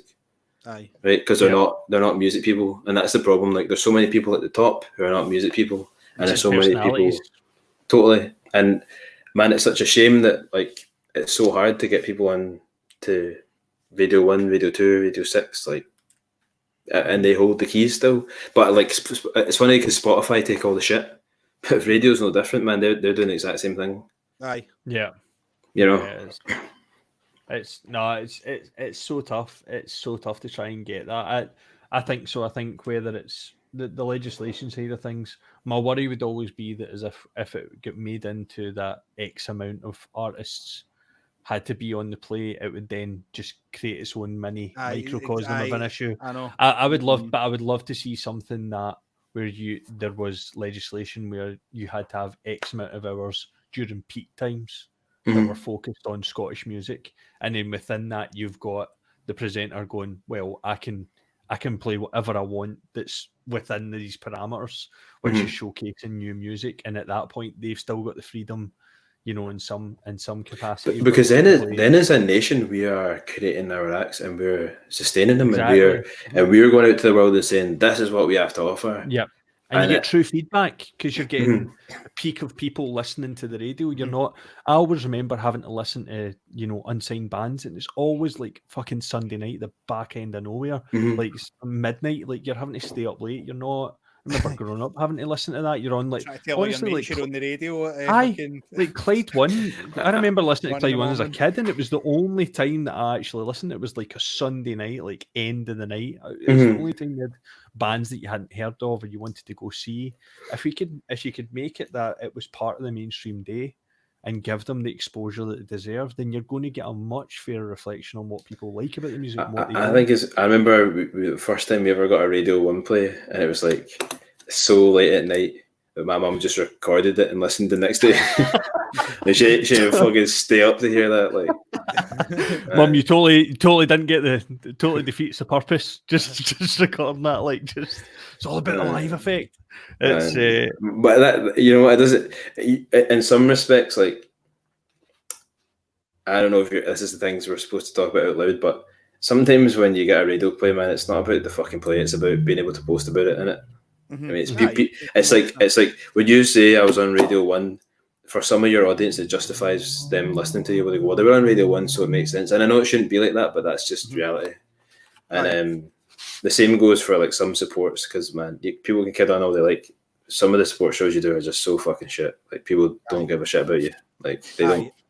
They just want you to fuck off so they can see the real band. I know that's the thing with support slots, in it. You think it's great before you've done a support slot and you get one, you're like, oh yes, then you quickly realise what you're there for.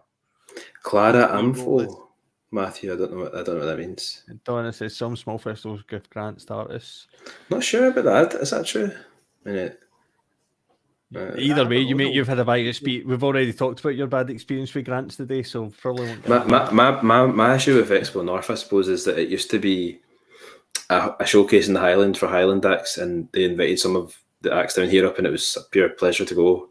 And now you go up and it's just the fucking Glasgow scene having a weekend hangout in Inverness, and I think it doesn't do as much for Inverness as it should. I love Inverness. It's one of my favourite places in the world, and some of the best musicians I've ever met are from up there, and I love going, and I genuinely go up in my own time just to hang about, and people know that. And maybe what Donna means with grants is they'll pay a fee, obviously, like, to get you up there. I would dispute some of the fees they've given out if they're even worth fucking giving them. But that's they'll give you, like, well, they ask you what you want, don't they? They ask you what they want, and then they tell you what you're getting. They tell you. Aye, they ask you on. Nah, you're not getting that, mate. That's not happening. Look at Liz Capaldi never asked for that. Man, see the amount of people who just like, it's for the exposure, dude. Like, fucking come on, like, really? No, it's to eat, dude. Yeah, totally. But it costs a lot to get. And see the thing about having something in Inverness, it costs so much to stay up there. Like, that's what I feel for them as a music scene, because it's a costly gig. It's further away than most places. It's not easy as accessible, and the cost of being there is a lot because it's a tourist trap, and it's like it's just extortionate to get hotels compared to. And it's not like Dundee where you could maybe easily travel to somewhere like Perth or Stirling and have a bit less price if you had to. Not saying that Dundee's expensive, but as an example, whereas Inverness is kind of secluded in itself. You want to come back down to Central Belt, it's 3 hours. You want to go to Aberdeen, it's 3 hours. It's brilliant. I love Inverness. Foxes. I go to Foxes every time I'm there. Foxes. What one is Foxes that? Bar, the one down in like the not the front, but like where there's the bridge and the kind of a nightclub. Yeah. And I want I think I know it. It's class, man. We played in Mad Hatters.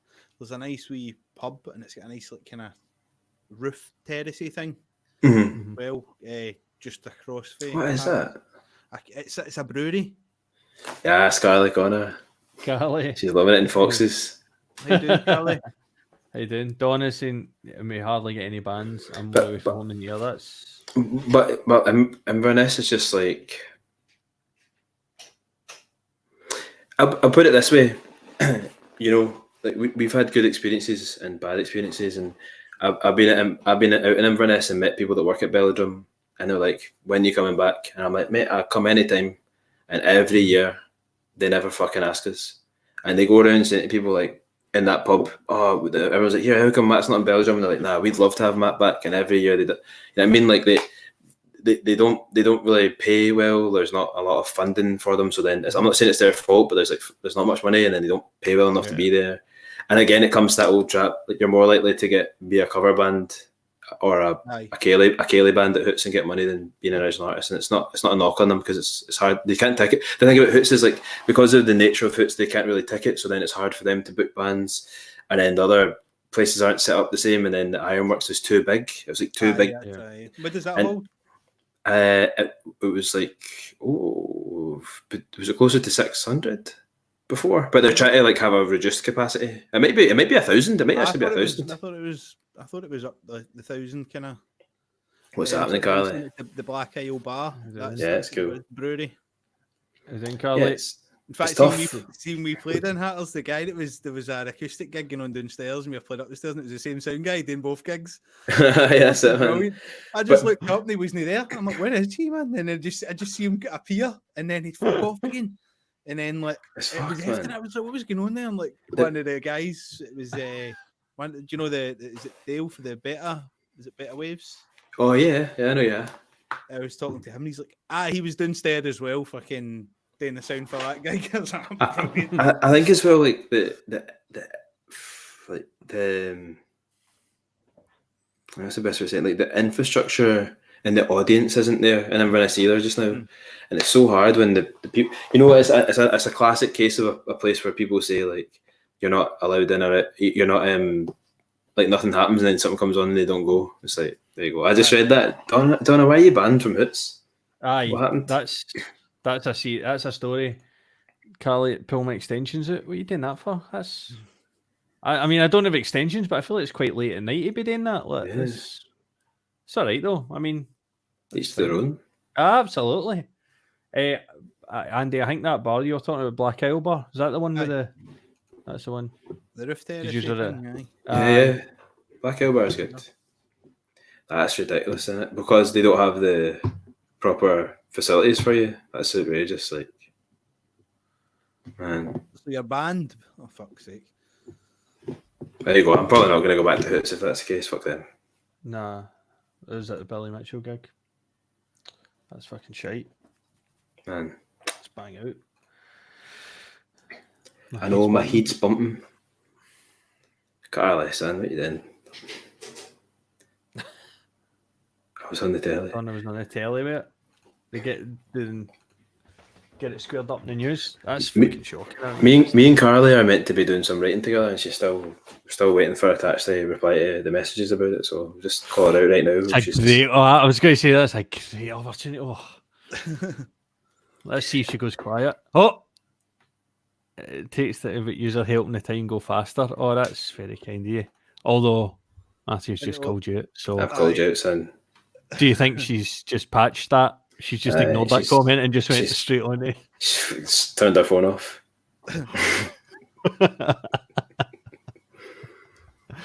There we go. Busy. That wallpaper, man. That's Better have new wallpaper up by next Monday for the podcast. Get it nice looking. aye. That's good. Like, Yeah. man, I can't believe that about Hoots, but fuck it. Like, if there's people from Hoots watching, like, do better. Like, you're better than that. Fuck, man, like, Is it like the internal facilities? Because is it access? When I went in, you had to go upstairs to this terrace bit, but I can't really remember if there's any other way up. To be honest, they said. but you know, like, that's not really an excuse because Nah. I know that whenever Donna comes down for like a show at Tuts, there's not like an access there, and they always make an effort to help her get up and see the show. Aye. Exactly. Exactly. That's bang out. No, Bang out. Hoots do better. Like, what's Aye. on? we've got a hugging pint. Carly, that's no excuse either, man. Like, you can still type. You're typing right now, so you could have replied to the message. She Nice needs to try. set a laptop on 24/7 then.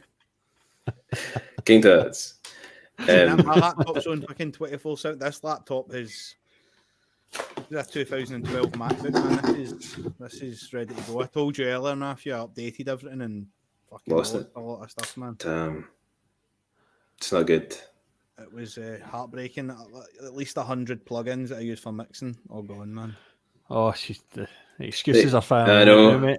I'm cruising for a I bruising. knew there's a threat. I knew there's a threat. There's a threat. This is like that guy I called out on Twitter for having a second profile. Aye.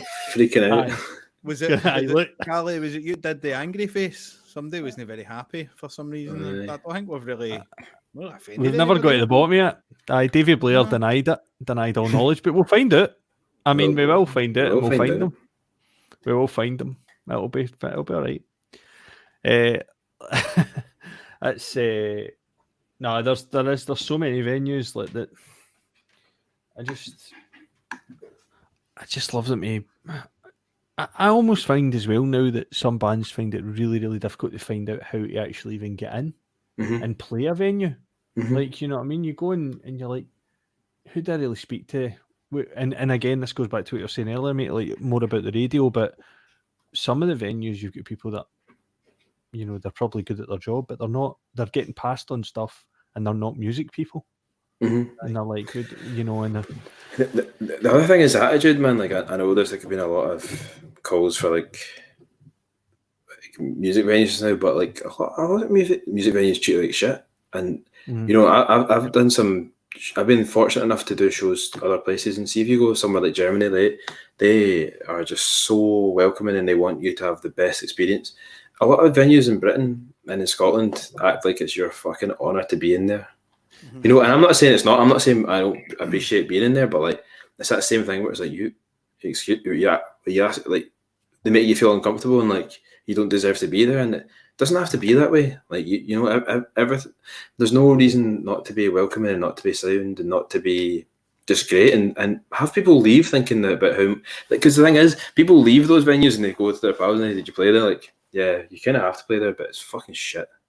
Right, Yeah. But you want, and then people just hate you. Like they don't revere it. They don't go on about it like the Barrowlands. You want people to leave and go, man, I had the best time and they made me feel so welcome. I'll come back anytime. Or if we get too big to come back, I've got to help other people come back. Like whatever. Not that I think you should ever feel too big to go back anywhere, but I understand that there's like things you go through and that's that.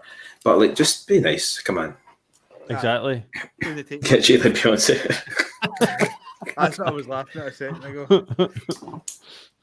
It's true. It's so true, man. I've never been treated like Beyonce. It's devastating to my life.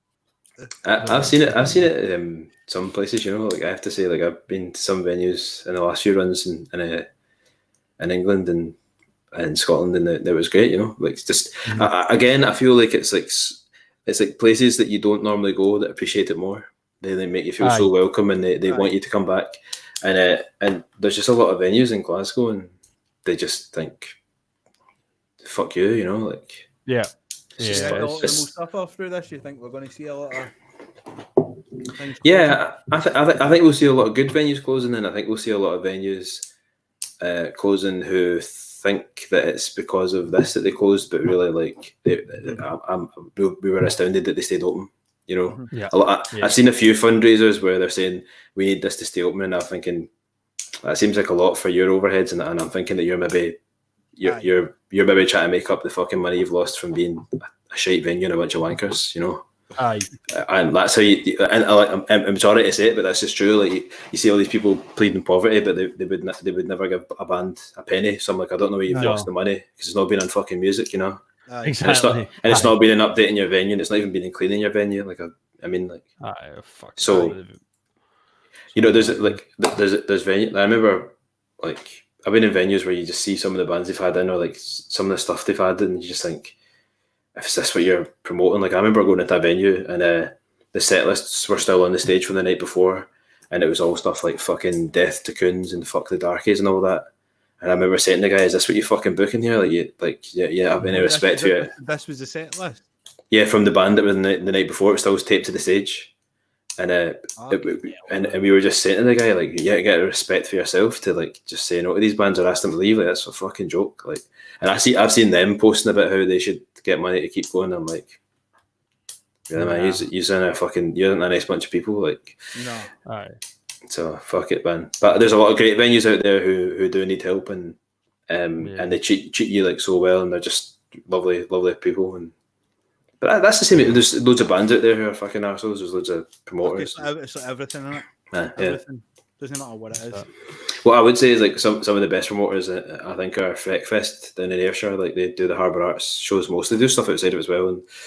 And you know, like it's a kind of volunteer thing, and they're in it to put on great music, and they bring it to Ayrshire. And I remember saying to them like, "Is there anything I can do to promote the show?" And they were like, "Oh no, it's almost sold out." And I was like, a promoter that's promoting a show? I was like shocked, right? But we're laughing, but it's so true. Like promoters don't promote anymore. Like they expect you to do it. You know, exactly. And Freckfest always collect for the food bank. You know, they make a big thing for the town, and they're just good folks. It's got to be a two-way thing, but as you know yourself, it's got to be like the band. If the band aren't fucking promoting either, then a promoter's got nothing to work with either. But you have to remember that like bands are promoting their material, they're promoting the tour, they're trying to go to different places. There's a lot to be promoted. Some are, but some just don't bother. Some just true. But I've seen a lot of instances of really big promoters not promoting pretty big acts. Like, I know. Like it's like to me when certain bands have a name, it's like that name itself is putting a fucking ball in the penalty spot, and they haven't even bothered to try and kick it over the bar. You know what I mean? Mm-hmm. So, what was I saying there? I hated it.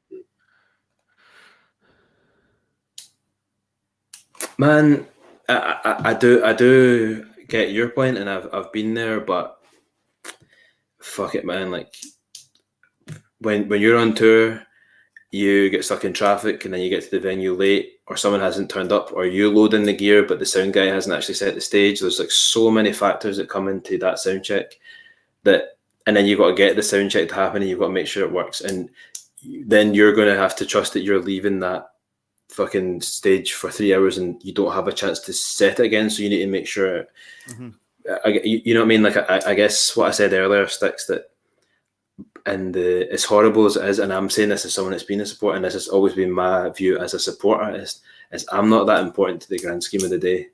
So I appreciate the opportunity, and I try my best to be scarce and make it easy for the crew. Like, so much happens in a day in the lead up to shows, especially the bigger the artist, and you know, when it's a smaller crew, like you've got to do things like security. There's so many parts of that day that sound checks running late. It just happens. Like a lot of venues aren't actually allowed to open or have any sound until a certain time because they're in areas, so they've got noise restrictions. There's so many reasons. So, and again, sometimes that confusion comes down to like promoters telling people to be there too early. You know, like they've just put out a sheet and told them to be there, and we turn up, man. We fucking turn up on time, and it's actually locked for another hour, and we're sitting in a van on double yellow lines. Like we're supposed to have loaded in. So, I'm not saying it doesn't happen and it's bullshit, but like, and some bands just do it, and that. But like I say, like sometimes if it's their show, like I guess it's their decision to do that, and we have to just go along with it. And Yeah, it's no, I totally get both sides of it. I mean, the exact same scenario so many times that, and again, it goes back to people running these venues that don't have a clue about music and don't really give a fuck about musicians' time. That they'll just go, oh well, turn up at 12, and you're sitting there and the doors don't open till 2, and you're just like, well, I'd planned Why? everything around this. We've got, and especially as the bands get bigger, you get a 6 or a 7-piece band or something like that. You're like, it's a lot of instruments to get set up, but it's a lot of mics to get set up. Some guys got to go through it all, like, and before you know it, everyone's 2 hours behind, and it's just because somebody's a prick and they don't care. Totally. And I feel for sound guys as well, because like see the way people speak to them, like it's like, come on, like that guy. I was like, that guy's doing your sound, and like it goes both ways. I'm not saying that some sound guys aren't really rude or like almost jaded, but I do think a lot of bands that like really speak to sound guys like shit. Like just be nice, man. Like they've got a lot going on. Because it's a hard one, that, isn't it? Like, some sound men, like, it always look like a prick asking somebody to turn something up or doing it. It's just the way it is, isn't it? But some guys are like, oh, no problem, and other guys are like huffing and puffing, and you're like, how else do I like communicate with you? Do you know what I mean? Like, Totally. So there's that as well. There's nothing. Come up to a broth. I will, mate. You get somewhere to take us, and our broth, and we'll be there. That's how it goes. Like we'll be up for it. Like, be nice to make you sound boys. It's true. Sometimes they're trying to make you sound good. It sounds boys.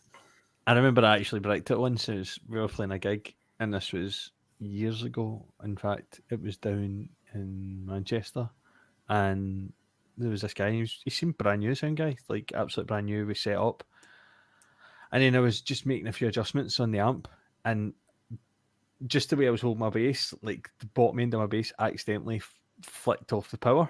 Like it was a front end input, and he turned. Honestly, mate, you would have thought I'd have kidnapped his veins. He just started screaming at me, and I was like, "He's like, hey, fucking never do that." I was like, "If you talk to me like that again, I'm going to kick your cunt in." So like, there's a line. Like, I appreciate if you go, look, mate, can you not do that? No worries. Don't talk to me like I'm a child before you're going to have no legs, and we'll take this outside. This comes up a lot in music though, because like they get so raging and they forget, and I always just say to people like, "Do you know what?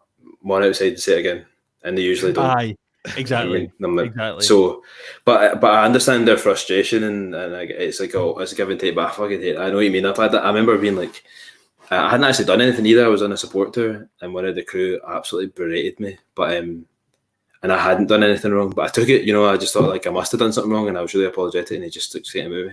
But it was so good because the management for the tour saw it, and they knew that I hadn't done anything.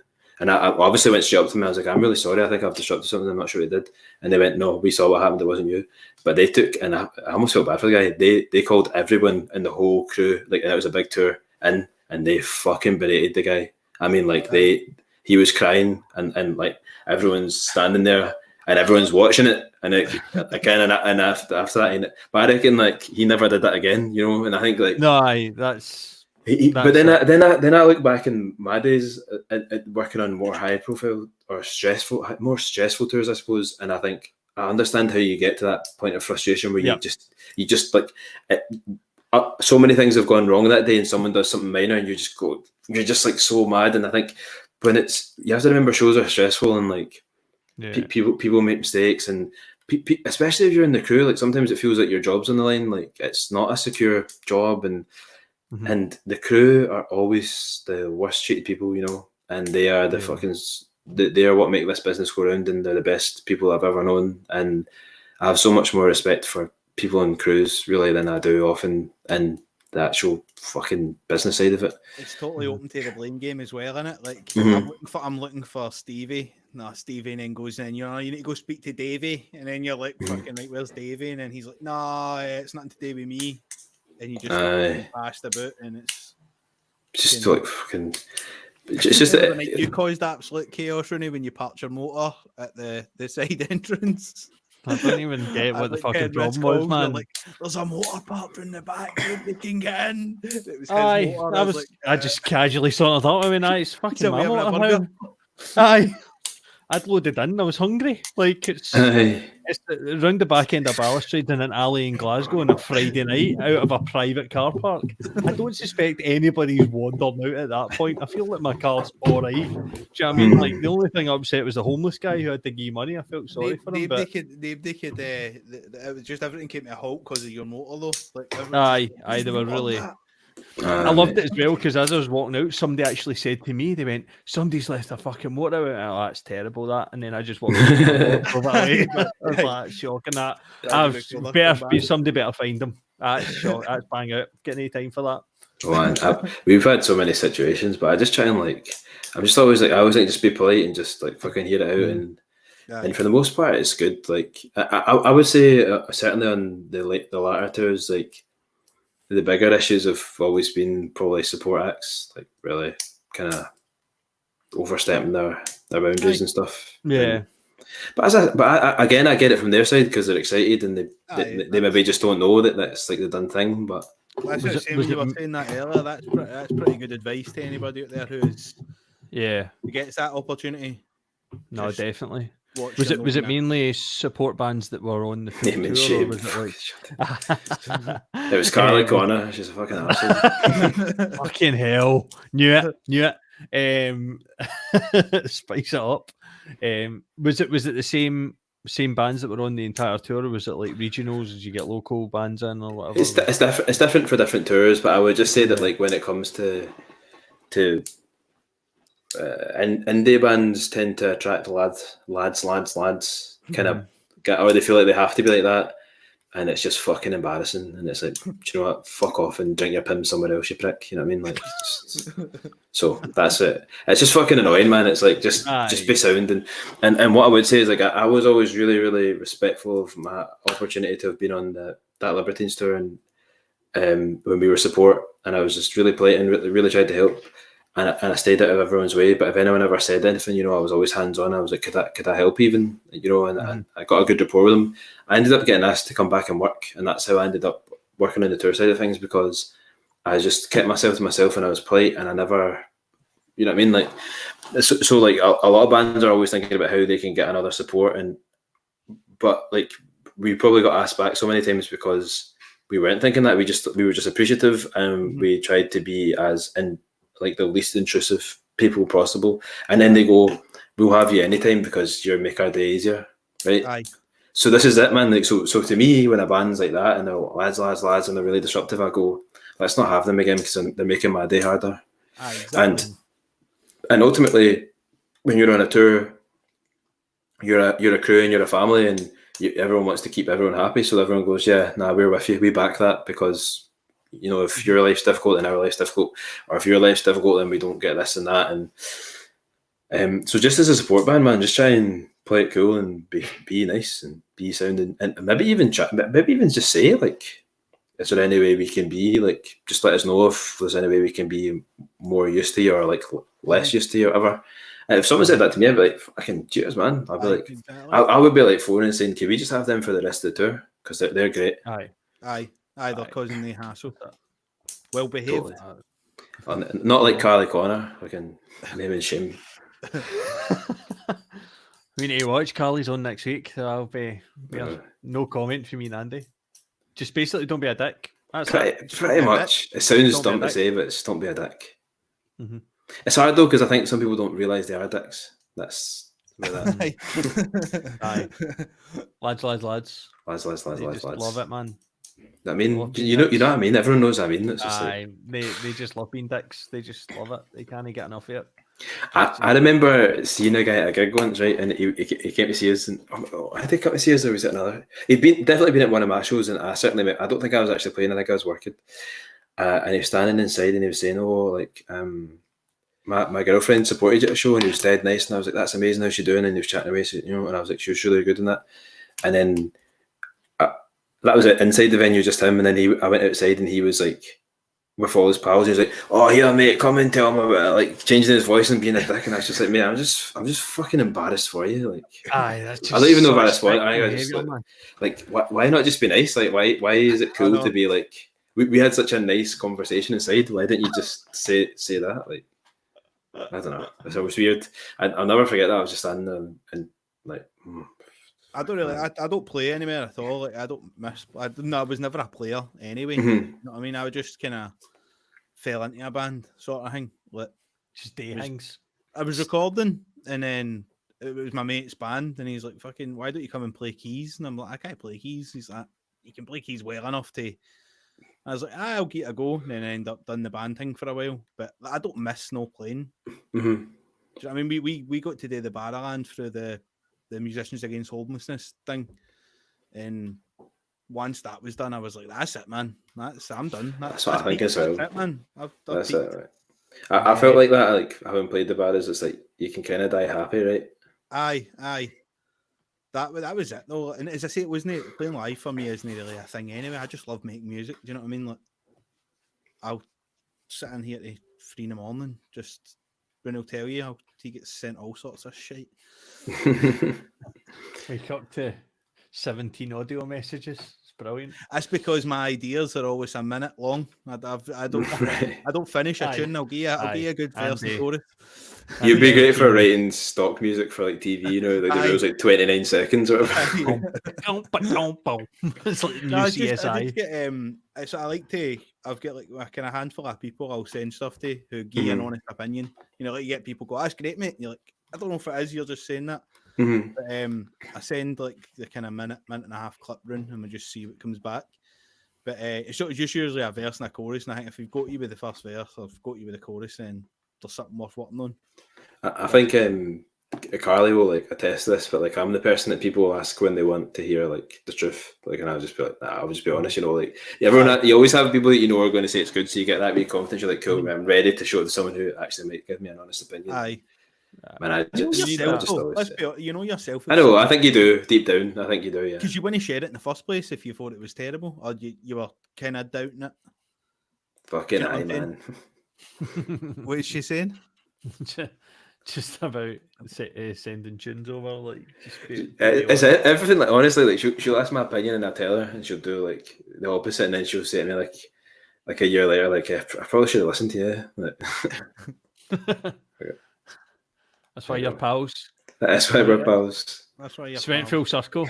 For name and shame back down to pals. This is great. I know. She's trying to get in my good books, is she? Aye, we're bringing people together again. That's great. Causing a riot.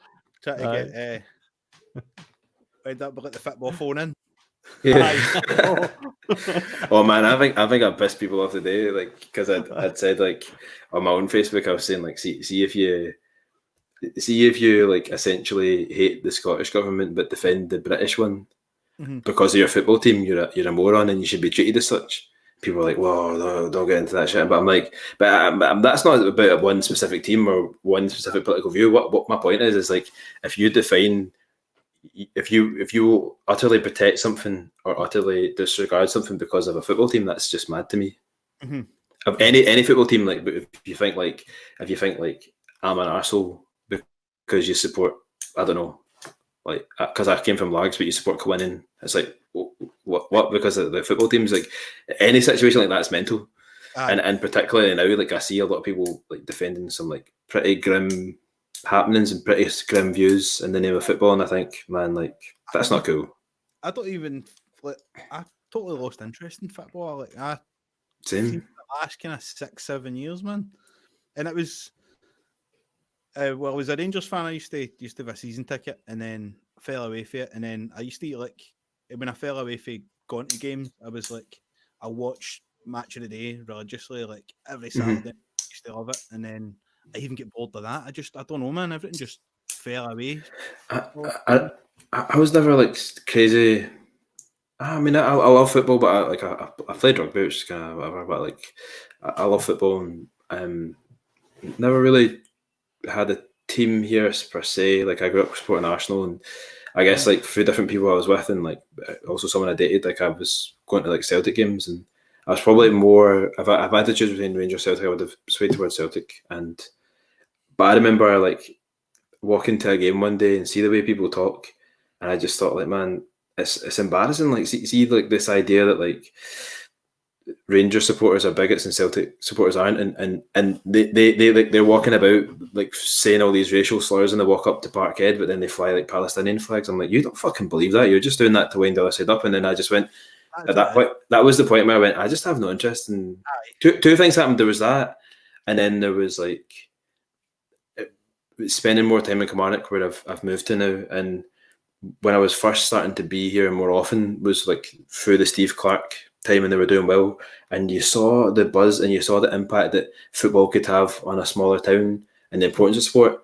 And it made me realise that like supporting your local team is so important to where you live, because it has an effect. See all these people like living in fucking Oban saying they're like supporting the Old Firm. The fuck's it got to do with you? Like nothing. I mean, that's not where you're from.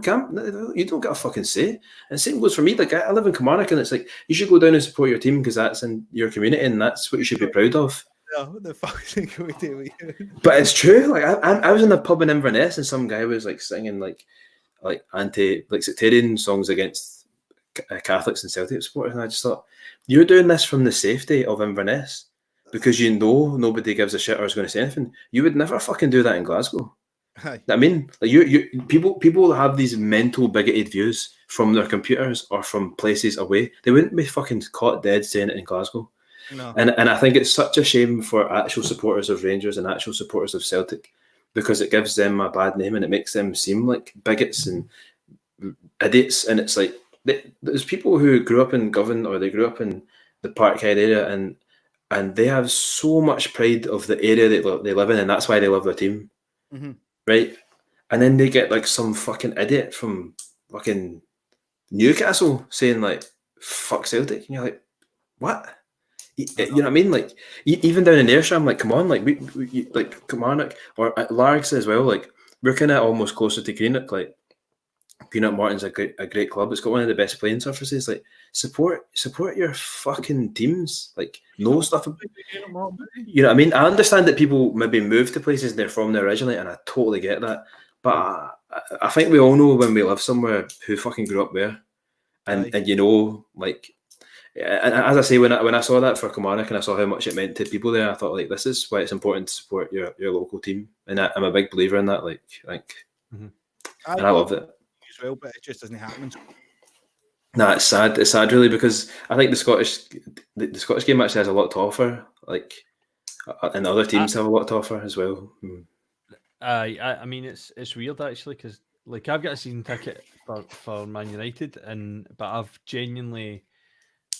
Out with United, I can't remember the last Premier League game I've watched. I've actually watched Scottish Premier League games and Scottish Championship games more. It's funny. I think there's just an element, just from a pure footballing point of view. It's become more of a game. It's actually more of a game than the kind of Stephen's just saying there. The season ticket at Parkhead, and you know he's got a season ticket Caledonian Braves, costs £30 a season. I mean, stuff like that, and like. Yeah, I mean, I've got quite an affinity for Greenock Morton, but like it's just, I just think it's actually still more of the game. I think there's too much that's been taken out of it. I see a lot of similarities with, and Aziz was talking about this on the last podcast about the NBA, that they're putting so many rules in where that used to be a contact sport and now it's basically not. And I think that's been brought up a lot, obviously, with the Last Dance documentary, where you get to see people just piling Jordan down, like absolutely leathering them and getting away with it. And and I think football's kind of got to that point now where it's just a lot of guys running really, really fast, and the only exceptional ability is just so far ahead of the rest. Like I think there's an element of tactics in some of the guys, but I was the same though. It's funny how when you're younger and that, like, I don't know. I feel like it's a wee bit different because like the Premier League in England's such a big thing that you can become a fan of it because it's like global, you know. And I grew up for whatever reason supporting Arsenal. I've actually really no idea how that happened, and I loved it. And I've got an affinity with them. But again, it's like it's okay to have that or have like your Barcelonas and all that, but you have your local team too. But I think like part of this comes back to commerce, you know, like when you start getting massive players, the league starts protecting them, you know. Yeah, I remember hearing a lot of that in rugby when players were getting bigger, you hear some jokes about it, like you see fouls being given, they're like, oh, see, because he's the golden boy, we're not allowed to tackle him anymore, you know, like because like governing bodies will have a say, and they'll be like, well, we need to protect them for internationals, we need to protect them. Or it's like when you started, you think about the agents, and then they'll be thinking, well, we need to sell T-shirts. We pay a lot of money, and we need to make sure he plays because we need to sell those T-shirts. Like you think, that's how it goes. Our revenue goes down if he's injured for 3 months of the season, so there's no point, and people aren't turning up. So commerce comes before the content. You know what I mean? It's like again, the finance comes before the actual. But I'm such a big believer that if you have amazing content, you'll make more finance in the long run because people will be actually invested in it. Mm-hmm. Yeah, the substance behind it. Like it goes back to the chat we're talking. We went full circle there with it in terms of music, because it's the exact same. It's always the last, I would say at least the last 25, 30 years for the most part have been predominantly on the commerce. They've been able to see the commercial and revenue aspect of it, and they've just totally disregarded the substance. And slowly and surely you've seen, you know, these guys. That's why you see such a big upsurge when you see one of the sort of classic bands, a reunion, because people are wanting to see, you know, actual content again that was so good, you know. Yeah, and I think just like I suppose to like round off and everything is like I said, like I hope that if a positive comes out of this situation we've come in is that people start to value things above commerce. They start to value human beings and art and I think it's got to. And your local fucking restaurants and like the people that live next door to you, like but we've got to like listen, like, you know, that a lot of people are talking about the economy collapsing, but what I would say to you is like what was it the economy was doing for you before? You know, see the people at food banks, what was the economy doing for them before? See when you couldn't pay your bills, what was it? See when you couldn't afford all the things that you were supposed to be able to afford. You know, like I think how long we've had this system in place and it hasn't fucking worked. Well, maybe it's time for a change. Like maybe we need to stop like just repeating the same mistakes. We're sitting saying like this and that, and we've become so prone to worrying about things. And when we did our live stream, I was very skeptical of doing one, but I said to Fretfest, like if we do it for the food bank, I think I would do it because not because I think the food bank, like for me, it's like the food banks are struggling and they're necessary without COVID, and they're going to be hit harder with it. But my thing is like you have to remember, like in some kind of sad ways, like a lot of people in the situation that are having to use food banks, COVID hasn't affected that. They were struggling the same all year round, and we were just and there's a lot of people kidding on to care about people because they're at home and they think it's the right thing to do. But as soon as they get out, they'll be back to making money and fucking walking over people in the street. And I think it's disgusting for those people to be out there clapping and out there kidding on they give a fuck, like because they've shat on people all year round. You know what I mean? So, yeah, man. If I just hope it changes, and I hope people leave this and they really genuinely go out and they appreciate the people around them. I can see it happening. I do believe there will be good positive change. I hope so. I hope so. I hope so as well. I think there's elements that I've seen around the country and around the UK. Like, I mean, just purely because I support the team, but the likes of some of the old ex-United players, you know, particularly Neville and Giggs, they've got multiple buildings that are. They were doing this before COVID, but they've got empty. They've got hotels, but they've got empty buildings they've bought, and since they bought them, the homeless population's been allowed to stay in these. It's amazing. Places until, and that's been a year and a half now. They've been able to do it, and obviously with COVID hitting, that's been hugely beneficial in the fact. And I felt for footballers. I felt for some of the footballers, you know, taking a lot of flack, like for not doing more. And I do agree in some respects, like. But my problem is that they go for footballers, but they don't go for other art forms or like don't go for Bezos, billionaires. But then it's like people like Marcus Rashford, like he did so much for his local area, and it kind of went unheard about. And but then again, like sometimes I feel like, you know, that even the sports media are so quick to demonize Rashford and Sterling as too showy because they don't, you know, and people say it's not a race thing, but then they do something good and it's fucking unheard of, and you think, well, what's your problem with these players then? Because you know what I mean. But I'm not a Man United fan at all, you know, but I can stand down and say like, look at what those guys have done, and it's fucking credit to them. And but we're not talking about, you know, people aren't talking about it. We're too busy like criticising them, and then. That stuff Ronaldo's And done is unbelievable. Well, that's Charity-wise, the thing. I was money he's gave it and paid for operations, and that's the thing I was going to say was about Ronaldo, because I think as well, as much as it was brought up really briefly, it was just passed over, and I think there is an element of the media where Ronaldo's been the bad guy for the British press since that spat with Rooney. At the international, and they've never kind of let that go. They never let it go when he was at United. They never let it go when it was at Real Madrid. And there's still that undercurrent there where they don't want to give credit to people when they are doing these things. And it's what we talked about earlier. Bad news travels way quicker, and it sticks in people's minds. You could do 100 great things, and you have one bad day as a human, and that's all people want to expose is that flaw. But I think it was weird with football players because, you know, like you said, people are slagging them, and in some cases, I think the difficulty was there was a lot of pressure externally that they just had to do it, as opposed to guys that wanted to give up their money. But no one was talking about the club owners. It's a class thing, isn't it?